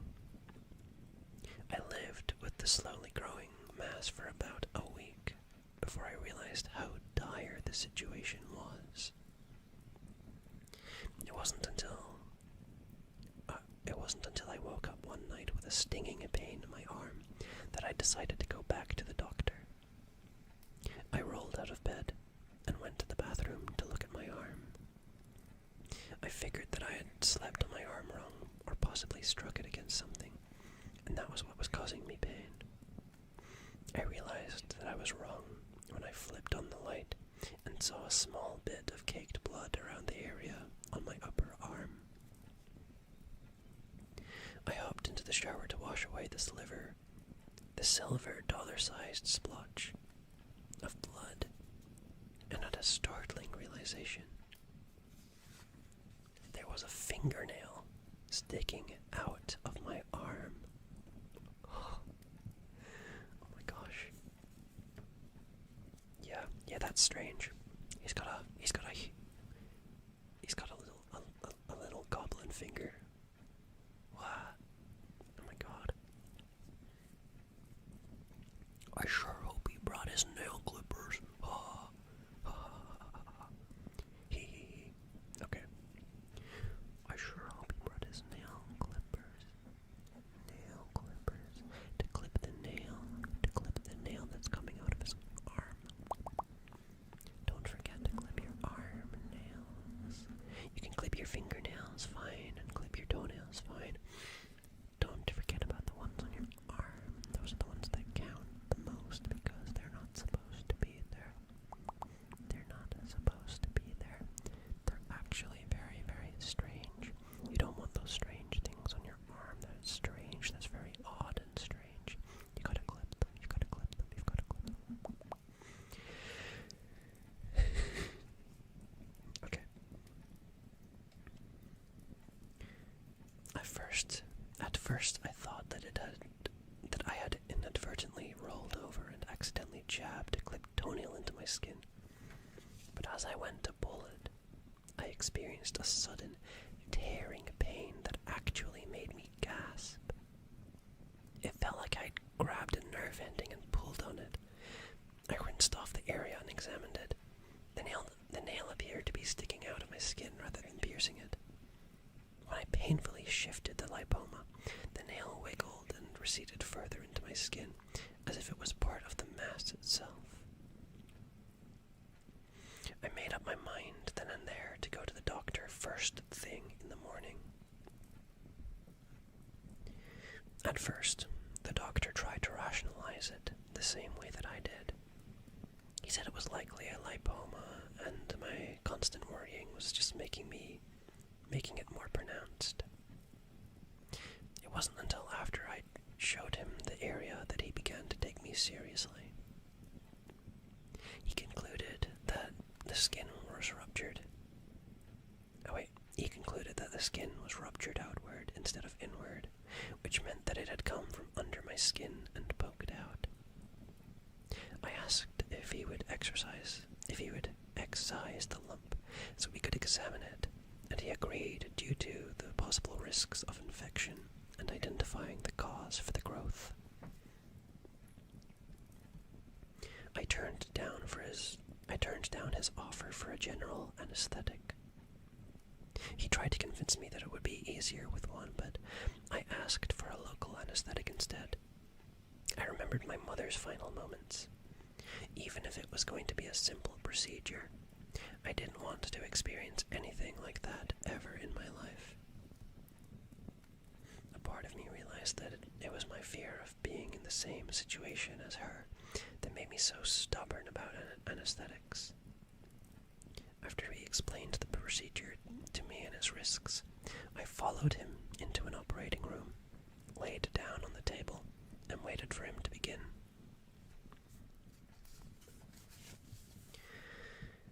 I did my best to look away while he worked. I imagined turning my head to see what was happening, only to sneeze into the open wound or faint from the mere sight of the surgery. I did gather up enough courage to look towards the end. I looked up into the mirror to see about an inch of skin peeled away with a slightly red mass beneath it. It didn't look nearly as grotesque or sickening as I thought. Instead, it looked clinical and clean. He set an object in the tray and proclaimed, "I think I got it. Now let's see what we have." I heard him drop the heavy tweezers on the ground, as if something had shocked him. I went to look, but he told me that I needed to stay still until he could suture up the area. He reassured me that the utensil he had just slipped out of his hands, and it was nothing to be worried about. You're right. I waited for 10 agonizing minutes of uncertainty as he sutured the area and swabbed it down again with betadine, betadine, betadino, hey, betadino, how you doing? Okay. When he finished, I sat up and looked at what he had said in the tray. Also, I just realized why I'm having so much trouble reading this. It's because I'm zoomed out very far. I'm reading from a book. What am I talking about? What am I talking about? I'm reading from a physical book. Yeah. Okay.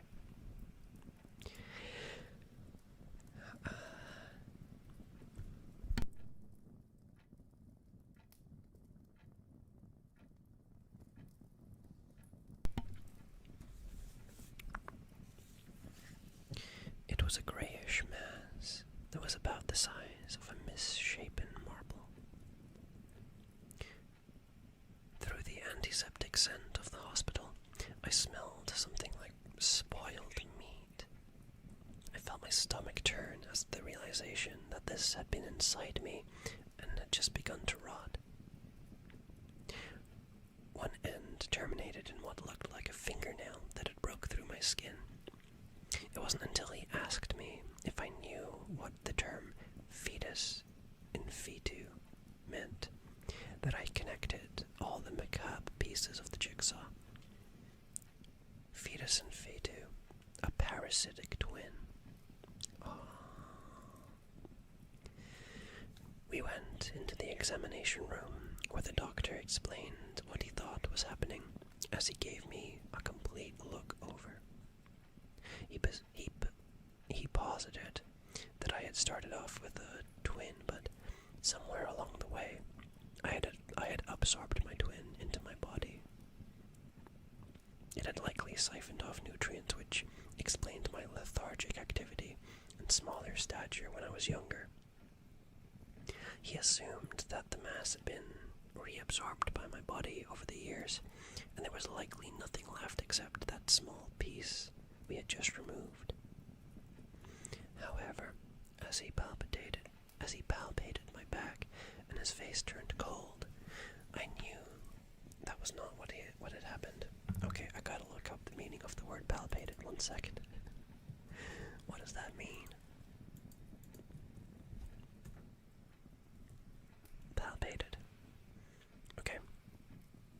Past tense, palpated. Past participle, palpated. To examine a part of the body by touch, especially for medical purposes. Okay, I understand. Lovely. Alright. Oh my god, I'm getting an itchy back from this. Yeah, alright. However, as he palpated my back and his face turned cold, I knew that was not what had happened. The doctor said he felt something just above my right kidney, and that exploratory surgery was necessary. He told me that the sooner they performed the procedure, the better. I agreed, and he asserted that I would need to be completely anesthetized for the operation. It was then that I was forced to accept my worst fear. I would have to be sedated like my mother was. I tried to talk my way out of the situation, but my doctor explained that this was a life-threatening issue. This was a life-threatening issue that needed to be resolved. I eventually relented and consented to the surgery. I spent a sleepless night in the hospital with my stomach growling at me the entire time. I prayed it was my stomach growling at not having eaten all day, rather than the partially formed fetus of my twin inside me. The anesthetist arrived about an hour after I woke up and talked me through the procedure, step by step. She put the needle in my arm and connected it to an IV bag. She asked me if I was ready, and I nodded, terrified about what was happening and horrified about my prognosis.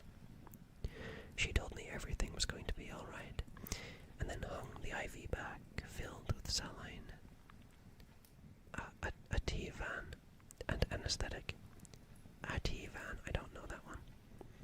My last coherent memory before going under was of my mother and her final moments. What happened next was the worst 5 hours of my life. I remember hearing music in my daze. At first I thought the surgery was over until I heard the surgeon talking over the music, asking for a retractor to hold the surgical area open. I had 2 horrifying thoughts in that moment. The first being that Nicki Minaj's Anaconda was one of the most discomforting songs to hear playing in an operating room. My anaconda don't cut. Oh my god, dude, imagine that. Imagine, like, one moment you're getting filled, like, your veins are getting filled with, like, chemicals, and you're getting sleepy. I remember my, like, the person that was, or, like, the nurses when I was getting sedated for a surgery, on my arm, they were like injecting me, and this woman was trying to get me to play, Where's Wally? She had, like, a book open, and she was like, okay, find Wally. And I went through about 3, and I got halfway through the third one, and, like, straight up, I wasn't even out. I wasn't even, like, put under yet, and she just closed the book. She just closed it. She was like, okay, let's get started. Dude, I was still awake. I was so, like, taken off guard, but, like, I didn't have time to react to it. I was, like, halfway through being like, hey, I'm still awake, when, like, I fell asleep. I don't know. Anyway, sorry. Dude, imagine, like, experiencing that, and then the next thing that you know, you're just waking up to, like, my anaconda don't, my anaconda. Okay, I'm gonna get back to the story. Sorry.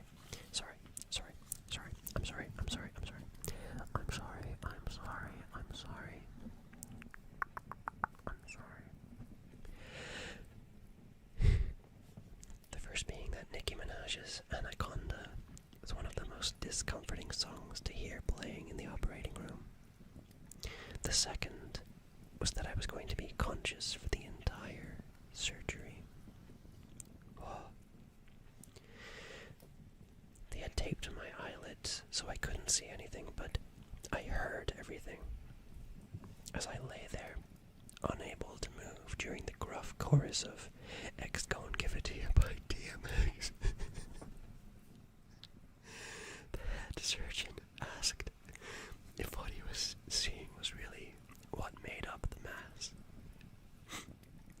I heard one of the assisting nurses gag as he, oh my god. Okay, I need to like drink some water or something. Okay. Oh my god. I can't get the vision out of my head when I'm, like, trying to read this. Oh my gosh. That's so funny. Okay. I heard one of the assisting nurses gag as he set the excised material into a pan. She excused herself, and someone joked that she wasn't good when situations got hairy. What the hell? That's disgusting.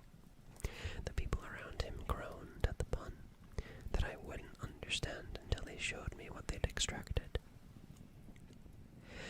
I was in surgery for 5 hours, conscious and paralyzed for the entire experience. Luckily, I felt nothing, but I heard every joke, jab, and bit of gossip. I heard the sizzle as the bovie, I looked up the name later, cut and cauterized the incisions. Those 300 minutes were the most excruciating moments of my life. It felt like I was on that table for an eternity, listening to music, puns, and the sound of my own operation.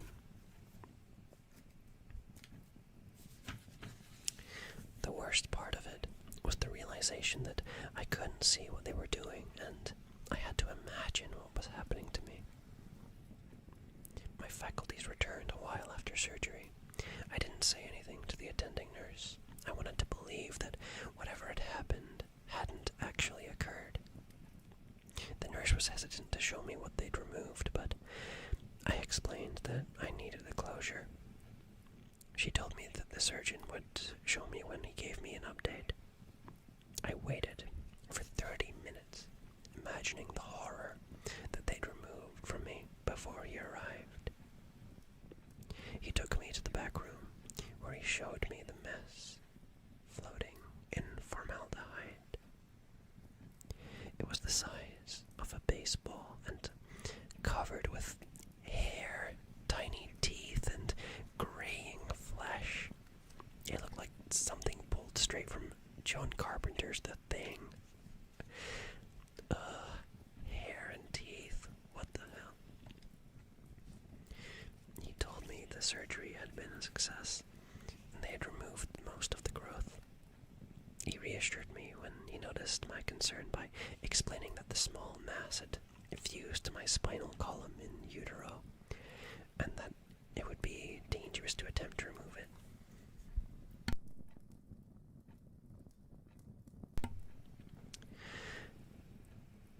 He reassured me when he noticed my concern by explaining that a small mass had fused to my spinal column in utero, and that it would be dangerous to attempt to remove it. Wait, how is that reassuring, like in the slightest? Okay, whatever. He explained that my body had walled it off and encapsulated it, and there was no danger. Okay. To attempt to remove it could have left me paralyzed from the waist down. That is not very reassuring, doctor. I'm sorry, that is not. Please don't tell me these things, doctor. I thanked him and recuperated in the hospital for a few days until I was able to go home. As soon as I got home, I looked in the mirror. There was a small line of stitches on my stomach and a divot on my back where they had removed the parasitic twin. I just wanted to put everything behind me and forget about what I had growing and rotting inside me. I wanted to forget about what I had remembered from the surgery. I failed on both those fronts. I spent the next month in a chemical daze.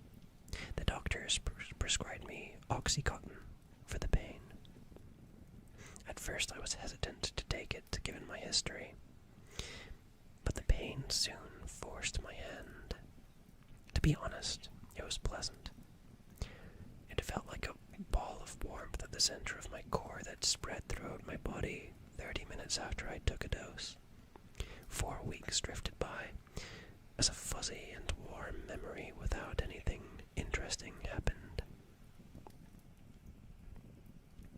It was so pleasant that I even pestered the doctor for another regimen of Oxycontin under the pretense of pain. It was about 2 weeks after I'd finished the bottle that odd things began to happen.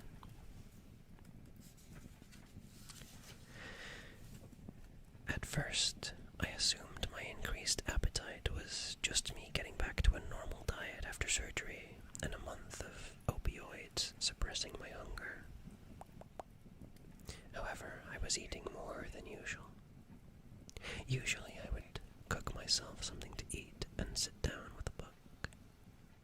As I got lost in the book, I would eat. Sometimes I would finish a couple of chapters before I realized that I'd eaten multiple plates of food. I didn't think anything of it. I just assumed that the excised mass had cleared up some aching space in my stomach. Yeah, where was I?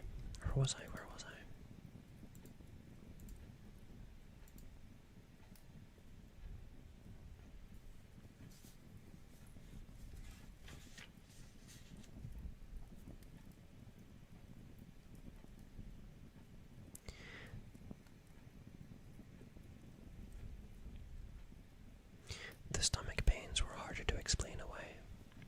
I eventually broke down after the pain continued and went to see the doctor. He felt the area and we talked for a while before he explained that it was likely a side effect of repeated opioid usage.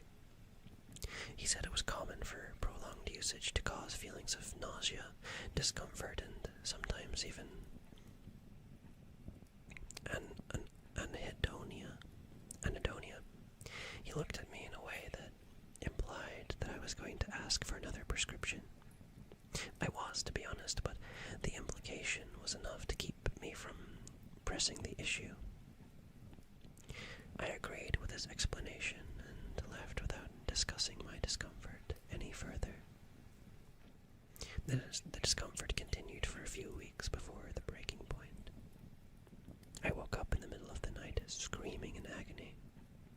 There was a sharp pain in my side, and in my confusion I came to a sleep-addled conclusion. I had been stabbed. I looked frantically around my room for any sign of an intruder, but there was nothing.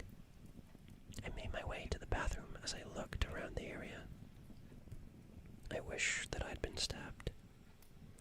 Instead, there was a quarter-sized chunk of skin missing from my back. I'd been bitten. There was no mistaking the wound for anything else. I could see the area where teeth had scraped and cut into my skin, as if I had been pinched and torn into a ragged hole from the inside. I tried to block out the memory of what the mass that was removed from me looked like. It was an amalgamation of hair, graying flesh, and teeth. I won't lie, I had a complete mental breakdown when I connected all of the dots. I curled up in the fetal position and began to weep uncontrollably. It was too much. A recurring thought bounced around in my head like butterflies in the stomach. Why me? I started to have a panic attack. On the cold tile of the floor. Why me? Why? I began hyperventilating, and I couldn't catch my breath. Why me? I think I went crazy at that point, because the next thing that I heard was, "It's okay. We're going to be okay."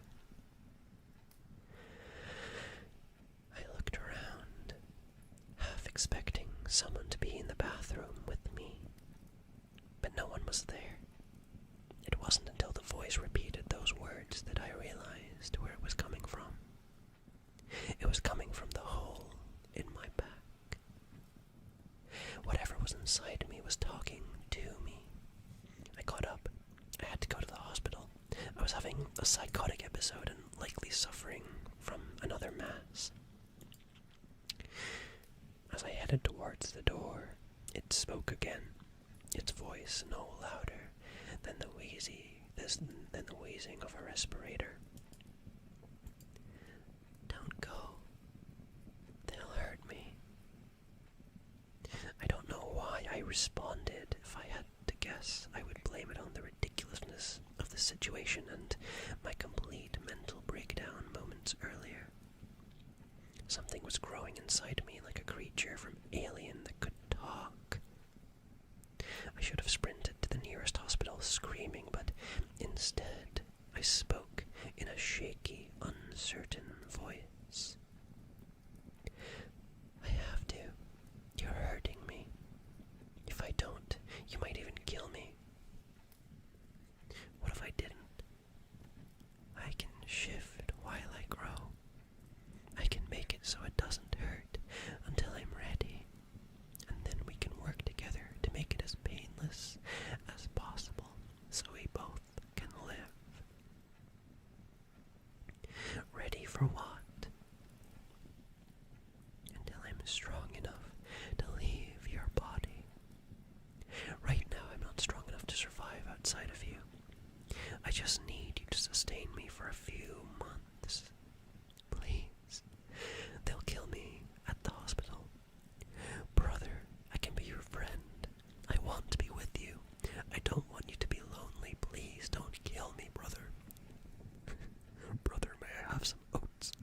Brother, don't cut me out of your body, brother. Sorry. To be completely truthful, I don't experienced it at the time. I had just had the worst experience of my life in a surgery room. If I had it my way, I would never return to a hospital ever again. I didn't want another repeat of what happened to me the first time occurring again. I also didn't want to relive the memories of my mother's glassy stare as I held her hand and waited for her to die. The thing growing inside me had promised that it wouldn't hurt me. I don't know, but listening to that quiet tone was reassuring. It spoke in a way that reminded me of dogs whimpering and babies crying. The voice sounded weak and it sounded scared. So I promised that I wouldn't go to the doctors. I think those reasons were what made me agree to the stupidest decision I have ever made in my life. The first few days were the most awkward moments I've ever experienced in my life. Every now and then, I would feel it shifting inside me and apologizing when it moved in a way that brought me discomfort. It explained that the surgery had only mangled it. It would need some time to heal and regrow, as it was still in the fetal stage and could produce fetal stem cells to regenerate. It held up its promise, and the pain I had been experiencing for weeks went away. A large part of me was still driven to go to the doctor and have my parasitic twin removed. I think the only thing preventing me from doing that was how frightened the voice sounded at the realization that I would be murdering a living, breathing person. It wasn't until dinner one night that I felt any real sense of connection with it. I had just sat down to have a cheap microwave dinner when the voice spoke. "What are you doing?" I was taken aback, as it had previously only spoken when it was apologizing for shifting.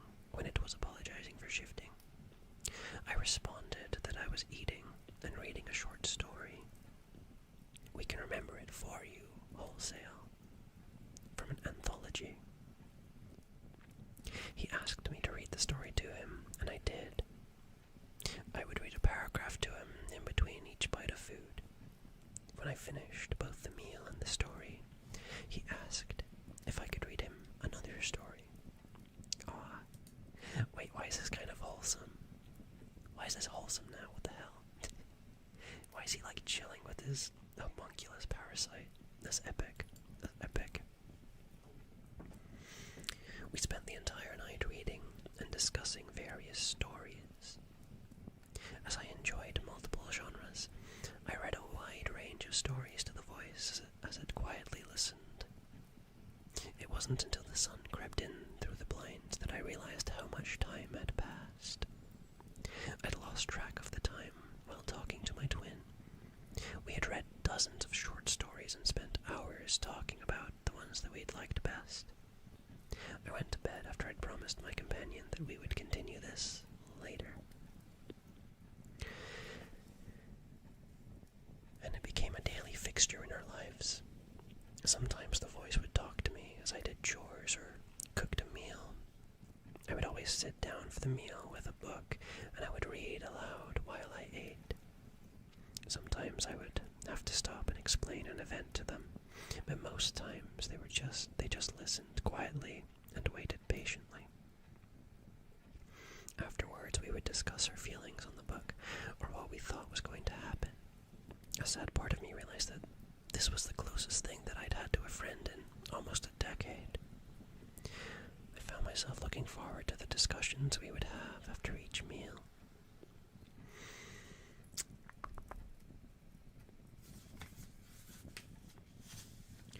One night, a few weeks after their discovery, I heard the voice talking to me. I can only assume that it thought I was sleeping when it spoke those words. I'd been asleep until I felt them shift inside me. What had once unnerved me now reminded me of a baby turning into their mother's womb.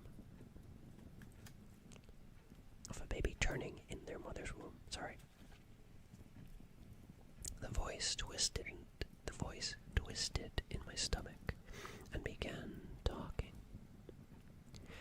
Soon I will be with you. Soon I will be able to touch you with my own hand. Soon you'll love me. I was so lonely all these years. No one to talk to. I experienced the world through you. And now I want to experience the world with you. I want to feel the sun on my skin and the wind in my hair. I want to be by your side. I kept those words to myself, a sad part of me realizing that I now wanted the same thing. I wanted to be able to look at them while we talked. I wanted to take them outside and show them the world. I wanted a friend. Those words filled me with a warmth similar to Oxycontin and made me realize how lonely and desperate I had actually been up to that point. I had no one I could talk to, no one I could relate to. Now I had a friend. Those words were lies. Subterfuge to convince me that it actually cared about me and make me suffer through the growing pains. The veneer of fraternity and friendship sloughed off to reveal the decay underneath. I woke up early one morning to find that the owner of the voice had gone still inside me. It was asleep. I quietly made my way into the bathroom to do my morning duties when a macabre whim drove me to look at my back. The small hole in my back had almost quadrupled in size since it first spoke to me. I had treated and disinfected the fistula in the hopes that I could slide them out of the canal where they were strong enough to survive outside of me. Through the fistula, I caught my glimpse of my so-called twin as it slept inside me. It is not a twin. It's not even human. It has multiple eyes on its face that look more like a fly than a human. It is still in the process of development, and in the 30 or so holes that pocked its face, only a dozen were filled with actual eyes. Its skin is cracked, mottled, and gray like maggoty pork with tiny hair-like cilia breaking through its body. The thing's mouth looks like a lamprey eel, a concentric circle of needle-sharp teeth with a grotesque sucking appendage in the center. I stared in horror for a few minutes before I realized that it was starting to stir. I moved away from the mirror and did my business before it could fully wake up. I left the bathroom knowing that this thing was not to be trusted. It had grown faster than any organism should. In a few weeks, it had went from the size of a softball to the size of a watermelon. It has swollen like a cancer inside of me, and only now do I realize how thin I've actually become due to it siphoning off my nutrients. I don't know where I contracted this thing. It isn't an absorbed fetal twin. It is a parasitic entity growing within me, looking to be birthed into this world so it can infect others and perpetuate the cycle. It'll fill the weak-willed, the weary, the wretched, and it will take advantage of them. It'll promise them false friendship and hollow hope as it incubates inside them. It is not human. It is a nightmare incarnate. How else could it regrow so quickly after being torn out of me by the doctors? The growth they removed was a bud likely ejected to seed another part of my body. Thanks for the follow, John Madma1. You are epic. You are epic. You are wonderful. Thank you for the follow. We are just reading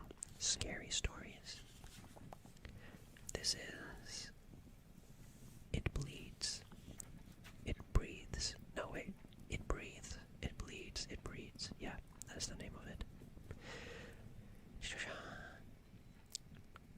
Okay, the growth they removed was a bud likely ejected to seed another part of my body. I can now feel dozens of other lumps on my arms, legs and groin, embryos in development. I am a hive. I am a hive. Now its every movement sends me waves of agony. It is strong enough to survive on its own outside, and it doesn't need its wretched host anymore. I try to hide the pain for fear that it'll realize how much of an advantage it actually has now. I know that the time of parturition. I've never heard that word. Forgive me. I know that the time of parturition. Parturition. I know that the time of parturition is soon upon us, and there is only one choice left. It will likely kill me on its way out to prevent me from trying to stop it. It is too late to go to the hospital. I am beyond help. This creature will realize what I'm trying to do, and it will stop me. It will either twist and constrict my spine, leaving me as a paralyzed nest for it, or simply,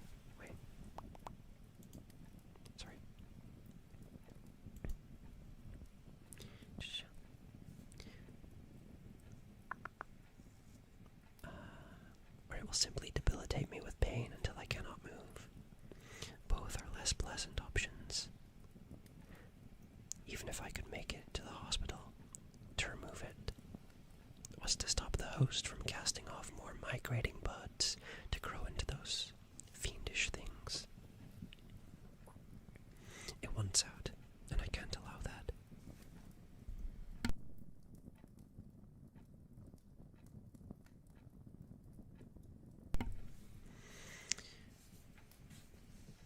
I have my own option. The thing likely won't see it coming until it's too late. On to why I'm writing this. I always wanted to write. I spent so much of my life reading that this seems like a logical progression. I don't know if that's irony or if it's just the fumes from the gasoline I poured around the house that have now soaked into the rug, coated the walls and the furniture, getting to me, but it seems comical that the only piece I write is basically my unaliving note. Can't say that word on YouTube. I have to share this story before I strike this match. I can feel it stirring inside me as the fumes permeate the house, unaware of what I'm planning. This thing, it breathes, it bleeds, it breeds, and soon it'll burn. We'll burn. I know what will happen when the end comes, and it tries to break free and wriggle out of my shredded body. I'll hold it to me in my final moments. It will likely snap my spinal cord like a dead branch and paralyze me from the waist down. My legs won't matter, though, as I have no intent on escaping. It'll scream, seethe, and shriek as the flames crackle and snarl around us. I will look into its horrifying visage, and I will smile, even if its maliciousness made flesh. It is still my only friend left in this world. Even if its maliciousness made flesh, it is still my only friend left in this world. As the flames lap at us, I'll press it against me and whisper platitudes into its malformed ear. I'll tell it about how lonely I had been since my mother died. I'll tell it how glad I was to finally have a true friend that understood me. And as we burn together, I will tell them how much I love them.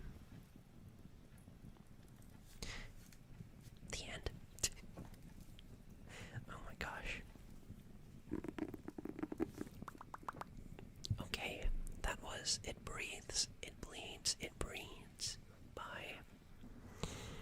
Imperial Invective. Imperial Invective. What was their name again? It was John something. No, Travis Coleman. Travis Coleman. That is It Breathes, It Bleeds, It Breeds by Travis Coleman. That was really cool. I really liked that. I really enjoyed that as well. Those were really good stories tonight. Both kind of had somewhat fleshy themes. But they were very well written, both of them. I liked that one. That one definitely reminded me of, like, The Thing, you know, from the movie The Thing. Yeah, The Thing from The Thing. Who played The Thing? Who played The Thing in The Thing? I bet it was, I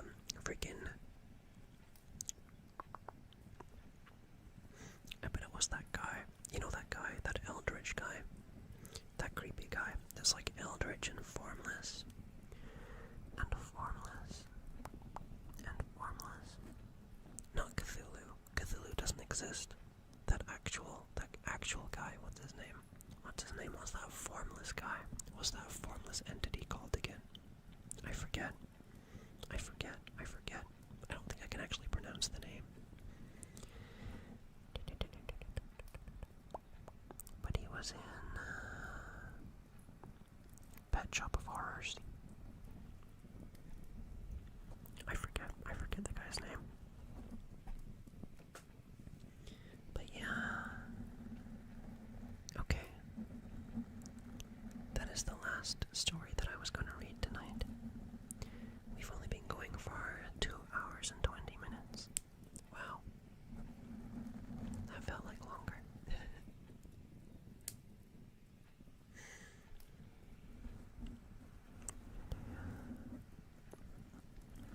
I really like that story as well. What is there to say about it? It was a very good body horror story. And I liked the part where he was awake during surgery and he was like, he could hear the music that the doctors were playing. Do they actually play music? Is that a thing that surgeons do? Do they play like Nicki Minaj? Do they like play music when they're doing surgeries?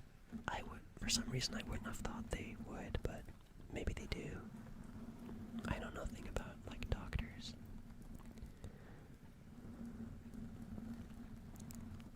But what else did I like about that?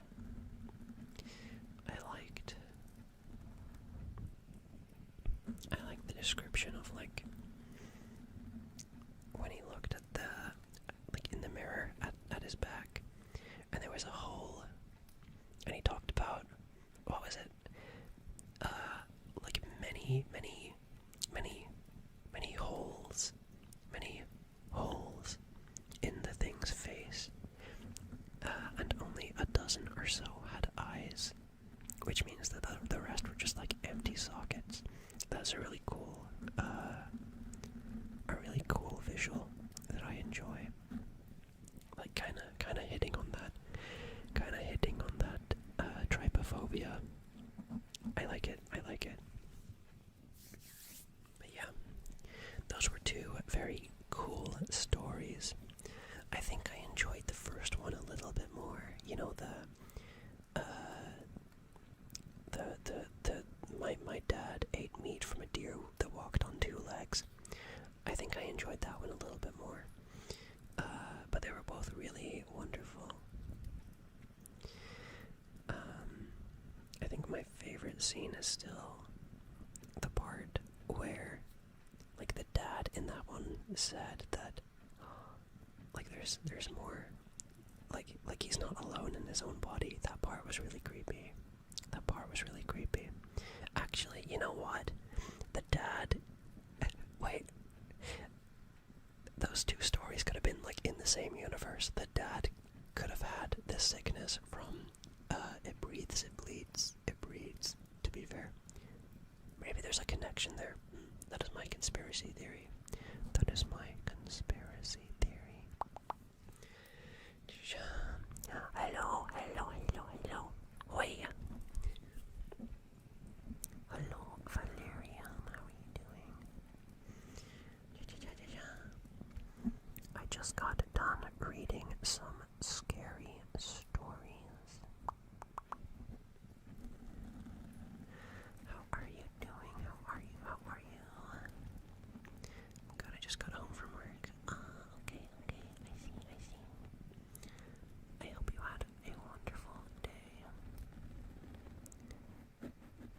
Is the Brothers Grimm books next level? No, I was... To be fair, to be completely honest with you, I was just about to end the stream, so I'm sorry. You've come at a bad time. Oh, that makes sense. Okay. I'm sorry. I'm so sorry. This always happens at the end of my ASMR streams. I think I do them at a bad time. I don't know. I need to maybe, like, I can't really make them later because it's very late for me, but maybe, I don't know. Where's Rocky Hours? I see. I hope you're able to catch one soon. I'm very sorry.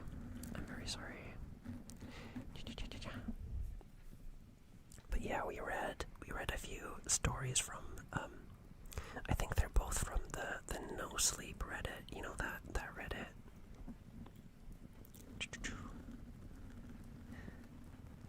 But yeah, thank you for stopping by anyway. I appreciate it.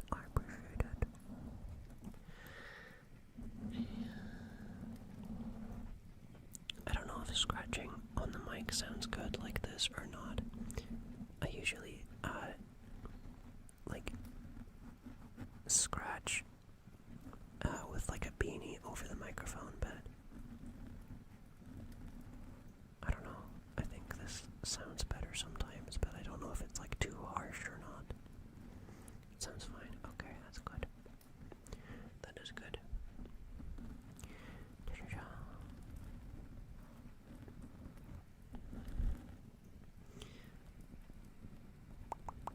But yeah, I had a story quota to catch up on because I've gone a few of these streams now without reading any scary stories, and I used to do that, but I don't think I'm going to be doing that anymore. I think I'm going to have specific days for that because, at least for me, when I'm listening to ASMR, if I'm not in the mood to like read a story, I don't want to really listen to stories, or I find myself getting like too invested in it, and like when I'm invested in it, like I can't really sleep, but I know some people enjoy falling asleep to stories.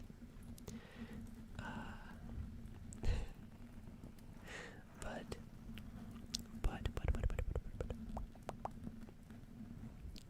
I think I will just split it. I will have specific story streams. Yeah. Thanks for the hydrate. You gotta hydrate as well. You need to stay hydrated. You don't want to shrivel up like a raisin. That would be bad. Oops. Oh my god.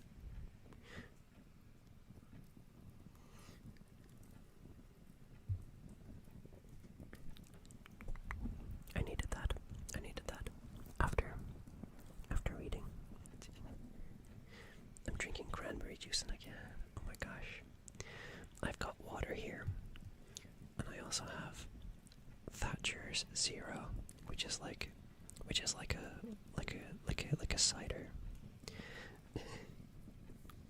Cranberry juice sounds really good though. I have water too, it's called Monster. Hell yeah. Oh, what color of Monster do you like? What is your go-to?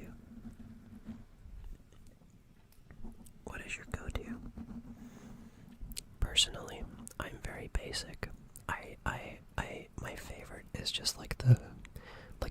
default monster. Like the default green and black monster that tastes like battery acid. That's my favorite. Pacific Punch. I see, I see. Wait, what color is that? Let me look it up.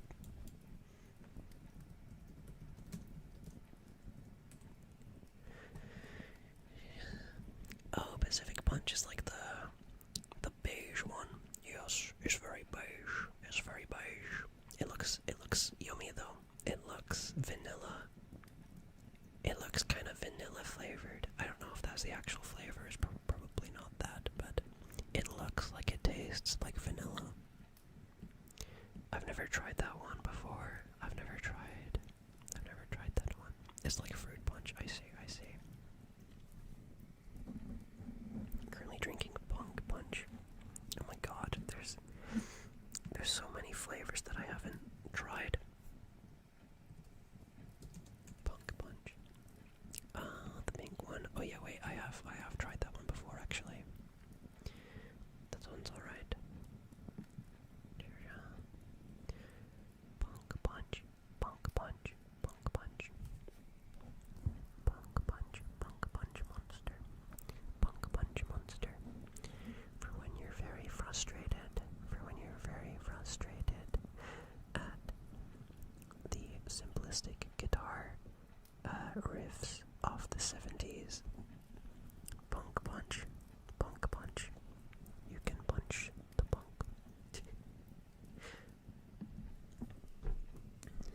Don't be confused, there are like 5 pink ones. Okay. I see. Yeah. I don't know. I have no idea. I have no idea which ones I've tried, to be honest. That's probably one of my favorites. The default one is because that's the only one that I actually know.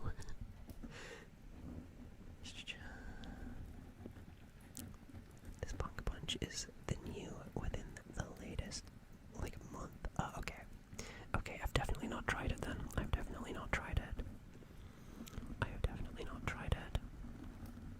I should though. I should go outside of my comfort zone and I should get to the pink monster. Yes. Is there a purple monster? If so, they should call it People Eater, and they should give it 1 eye and 1 horn, and they should make it fly. Purple monster. No, there is a purple monster. Wow. The Ultra Wild Passion is purple. Ultra Wild Passion, oh my gosh. That sounds crazy. Red Bull may give you wings, but Monster gives you 4-wheel drive.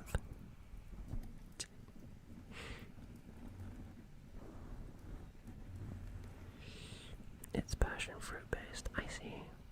I've had passion fruit like a couple times. That's those passion fruits are those fruits that are like people. They're like people. They've got a lot of things on the inside that you've got to scoop out. They've got a lot of like pieces.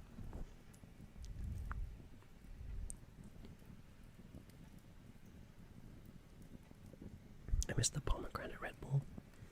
Wait, that was a thing. That sounds actually really delicious.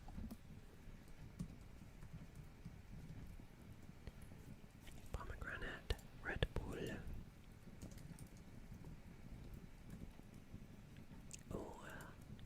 Oh wait, I do recognize the cans for these. I think I've seen these before. I don't think I've ever tried them though. You'd think I'd remember a pomegranate Red Bull.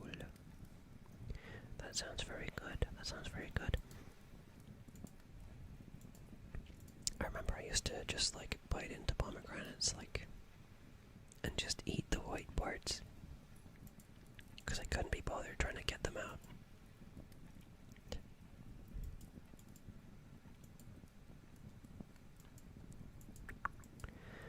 I love a good pomegranate. They're like kind of corn shaped.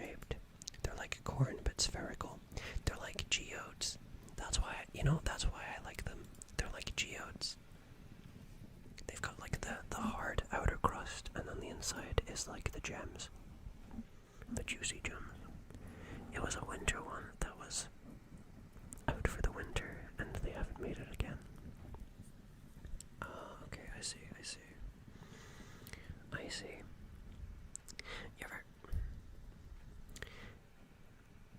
Have you ever tried,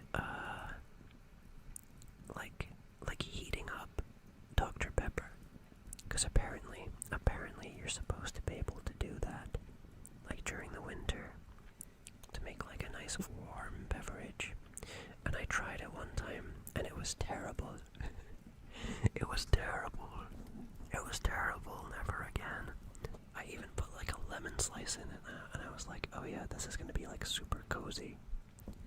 It was awful. It was weirdly sour or something. I don't know. I've heard of that but never done it. Yeah, no, it's strange.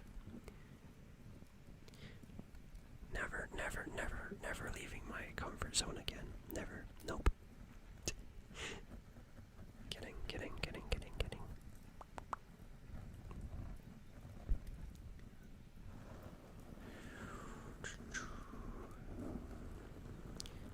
Talking about edible gems. I saw somebody make an ASMR video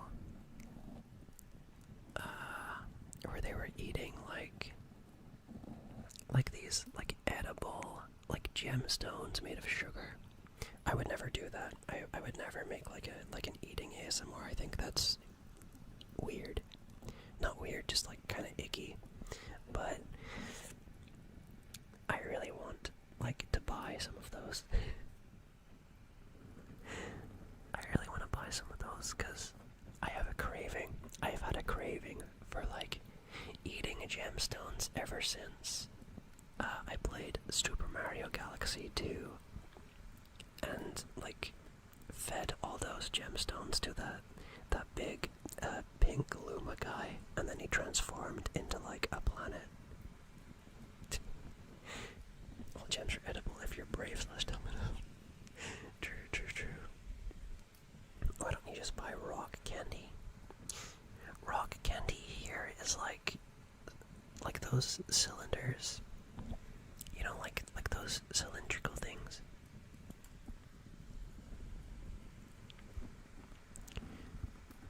Rock candy is good though. What is your definition of rock candy? Like, is that like those cylinders, or is it more like I see people like put like sheets of molten sugar through these little cylindrical presses, and it presses them down into these sheets that they lift and break, and it breaks up into these little balls of candy. Crystals of candy on sticks, or the candy crystal shards. Yeah, I don't know. I gotta get some of those gemstone looking ones. That'd be so good. Let me look up rock candy. Oh.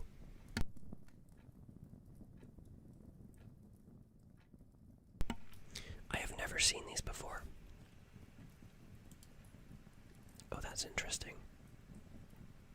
Oh, we have very different definitions of rock candy. Oh, these look really cool though. These look really cool. Yeah, I need to get some of these.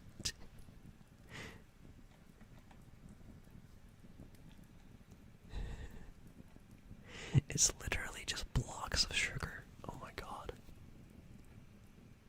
I have a hankering for just blocks of sugar.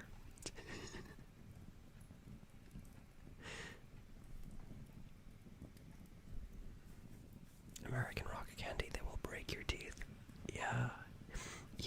Yeah, no, that's perfect. I want to eat some rocks, bro. I want to eat rocks. You know what else? I watched at a young age that in instilled like a desire within me to eat rocks and stones. Is that guy from the Never-Ending Story, that's really big and made of stone, and he eats like a chunk of limestone. I always thought that looked really good, and I wanted to do that. Or you could get the American one, the American 1 pound jawbreaker. 1 pound jawbreaker, oh my god. That's a cheap jawbreaker.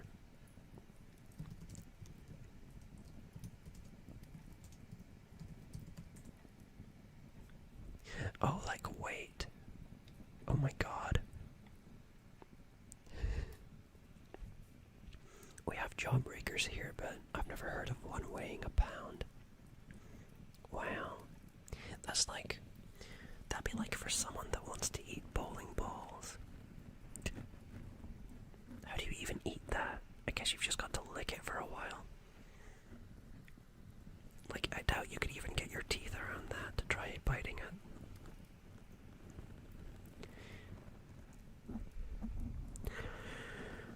You know how many people I know that have no idea what the Never-Ending Story is? Really? Really? I thought it was a pretty common thing. I thought it was like there's the trip. I think of the Never-Ending Story and the Labyrinth and the Dark Crystal as like the triptych of Jim Henson fantasy movies. You look at it and last for years. Yeah. I see. That's gotta take a long time to get to the center. Do they still put like gum in the center, or do they not do that with the pound one? I guess no one's ever been able to lick it long enough to find out. No, they don't. I see. The Dark Crystal I heard about last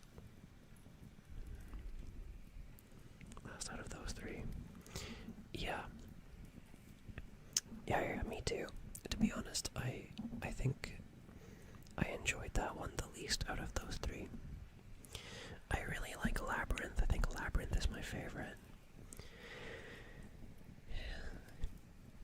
But Labyrinth has a lot of like really, really goofy, or it's got a few like really, really goofy like CGI effects. Like the owl in the beginning, and like the green screening with the dancers. But it's really charming. It's really charming, and I love it. Did you see the Netflix version of The Dark Crystal they did a few years ago? No, I haven't seen that. I didn't watch that. I knew they did it, but I haven't watched it. Was it any good?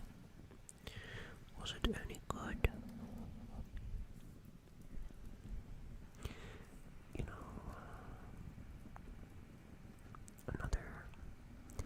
another like movie from the 80s that I really like that doesn't seem to be brought up very much is Short Circuit. I've mentioned Short Circuit to a lot of people, and they have no idea what I'm talking about, which I'm quite surprised about. I didn't watch it either, but I heard it was alright. I see. Well, I'm glad to know that. I'm glad they didn't like completely ruin Jim Henson's good name. Never heard of that movie. Oh my gosh, dude. Am I the only person that watched Short Circuit? It was the one with Johnny Five, like the robot. The robot that could like read really fast. And the robot looks a lot like that robot from Super Smash Brothers Brawl. Super Smash Bros. Brawl robot.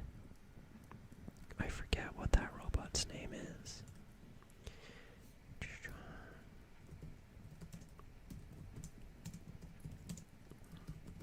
What's the Super Smash Bros. Robot? Oh! Why couldn't I remember the name of it? The name of the Super Smash Bros. Robot is Rob. It's just Rob. And he's called Rob because it stands for Robotic Operating Buddy. Also short for robot. I've watched a lot of odd movies and that's not one of them. I see. Well, if you enjoy like that like goofy 80s movie era, Short Circuit is good, I think. I don't know for sure. I was a child when I watched it, but I remember enjoying it. I loved it. I remember Flubber too. Oh, I love Flubber.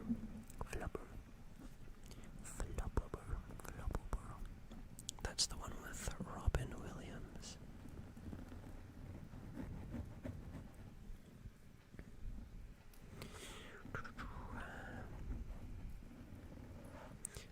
For some reason, I was always sad when, like, the robot died, and he got a new one, like his like floating helper robot. That made me sad. Spoilers for Flubber, by the way. Flubber spoilers. Gosh. Now I'm thinking, what other movies are like that? What other movies have that vibe? That strange movie vibe. There is this one movie that I remember watching when I was about 7 years old that everyone from my family tells me was just a fever dream, but I swear it exists, even though I've never been able to find anything about it online. It was about a boy, I'm pretty sure his name was Christopher, and he goes on it's like modern day fantasy sci-fi. It's really strange, but he goes on an adventure to find the person who burned down his village. And I remember that person was like a mad guy who had a robot that was clearly, it was like a really badly animated stop motion robot that shot red lasers out of his eyes, and it was clearly made of cardboard boxes covered in aluminium foil. And I remember that was the end game, but I also remember, now this is the part where it gets a little strange, and this is also the part that tells me that it was a real movie and not just a dream, because it introduced me to the concept of virtual reality headsets before I even knew what they were called.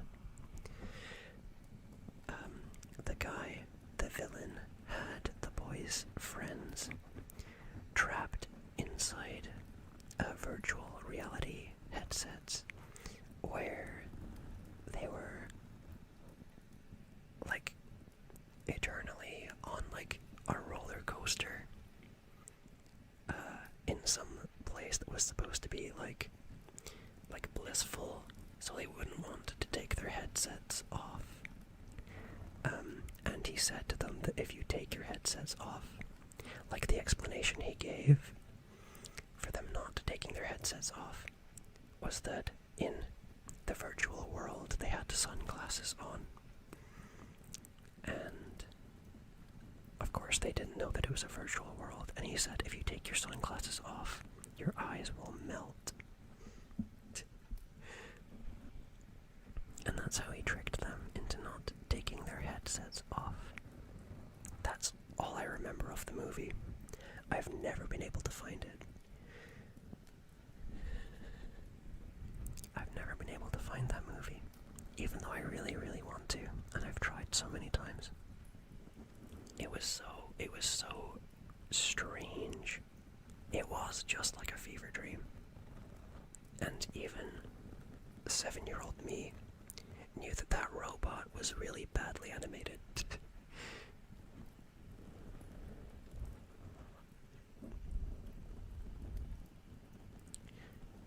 Anyway,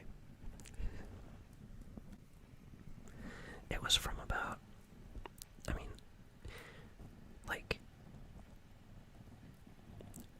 I probably watched it at I want to say the year 2010-ish. Round about then. I have no idea when it was made.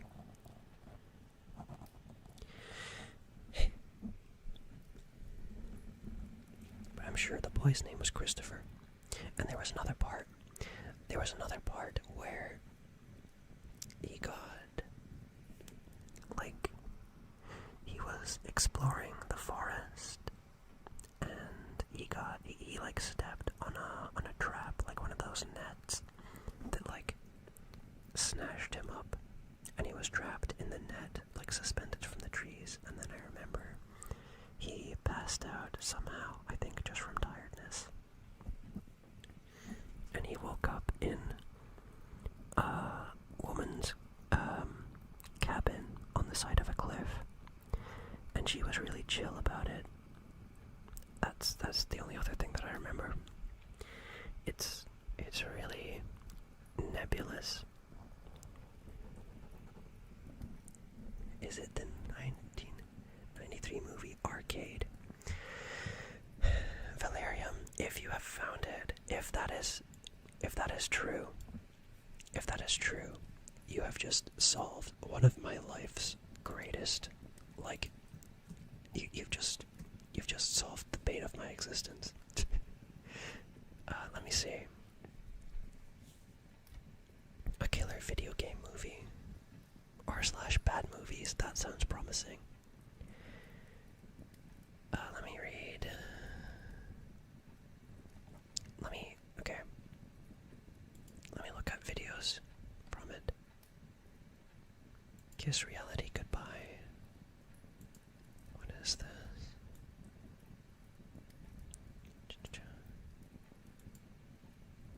Oh my god. Okay, I don't know if this was it. I'll have to really look at this, but it was these aesthetics. It was these aesthetics for sure. I need to if I find a picture of the robot, I'll know.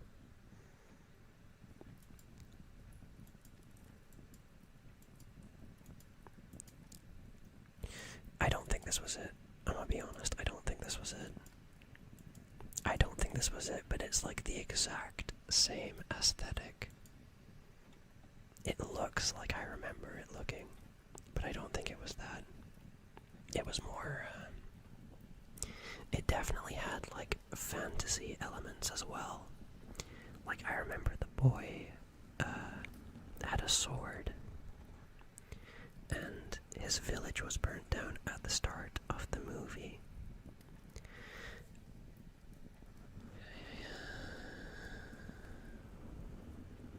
But thank you very, very much for looking. That is closer than anything I've been able to find. That is a lot closer than anything I've been looking for. Okay, I'm gonna look for more movies around that era, because I was just assuming that it came out in the 2000s, but maybe not. Maybe it was early 90s in that case.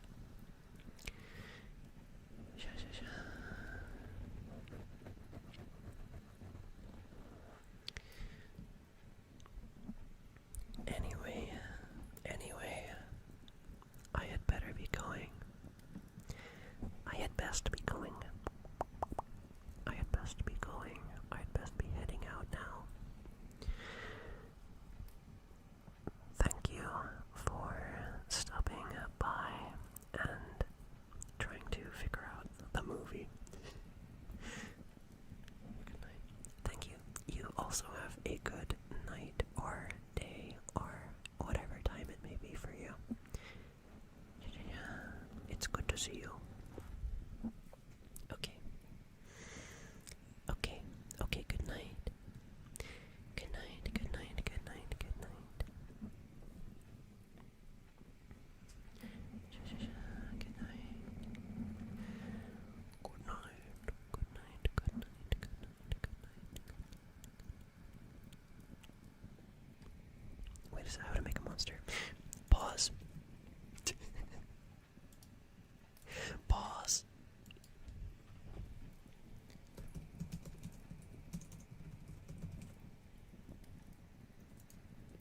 2001.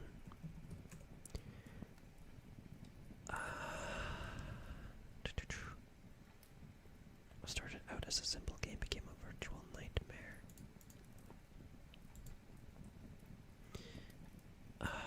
Gosh. I don't think so. I don't think so.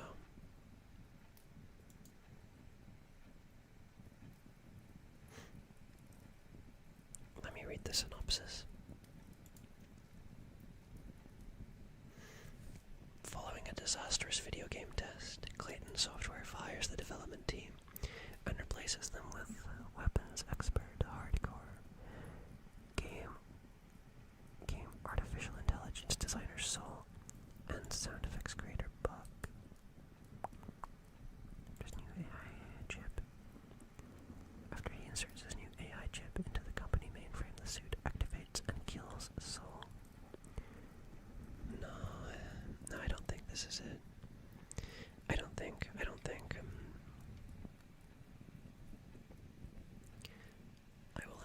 I'll have to look. I'll have to look some more.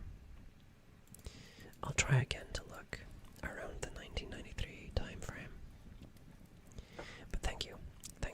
I appreciate it. I appreciate you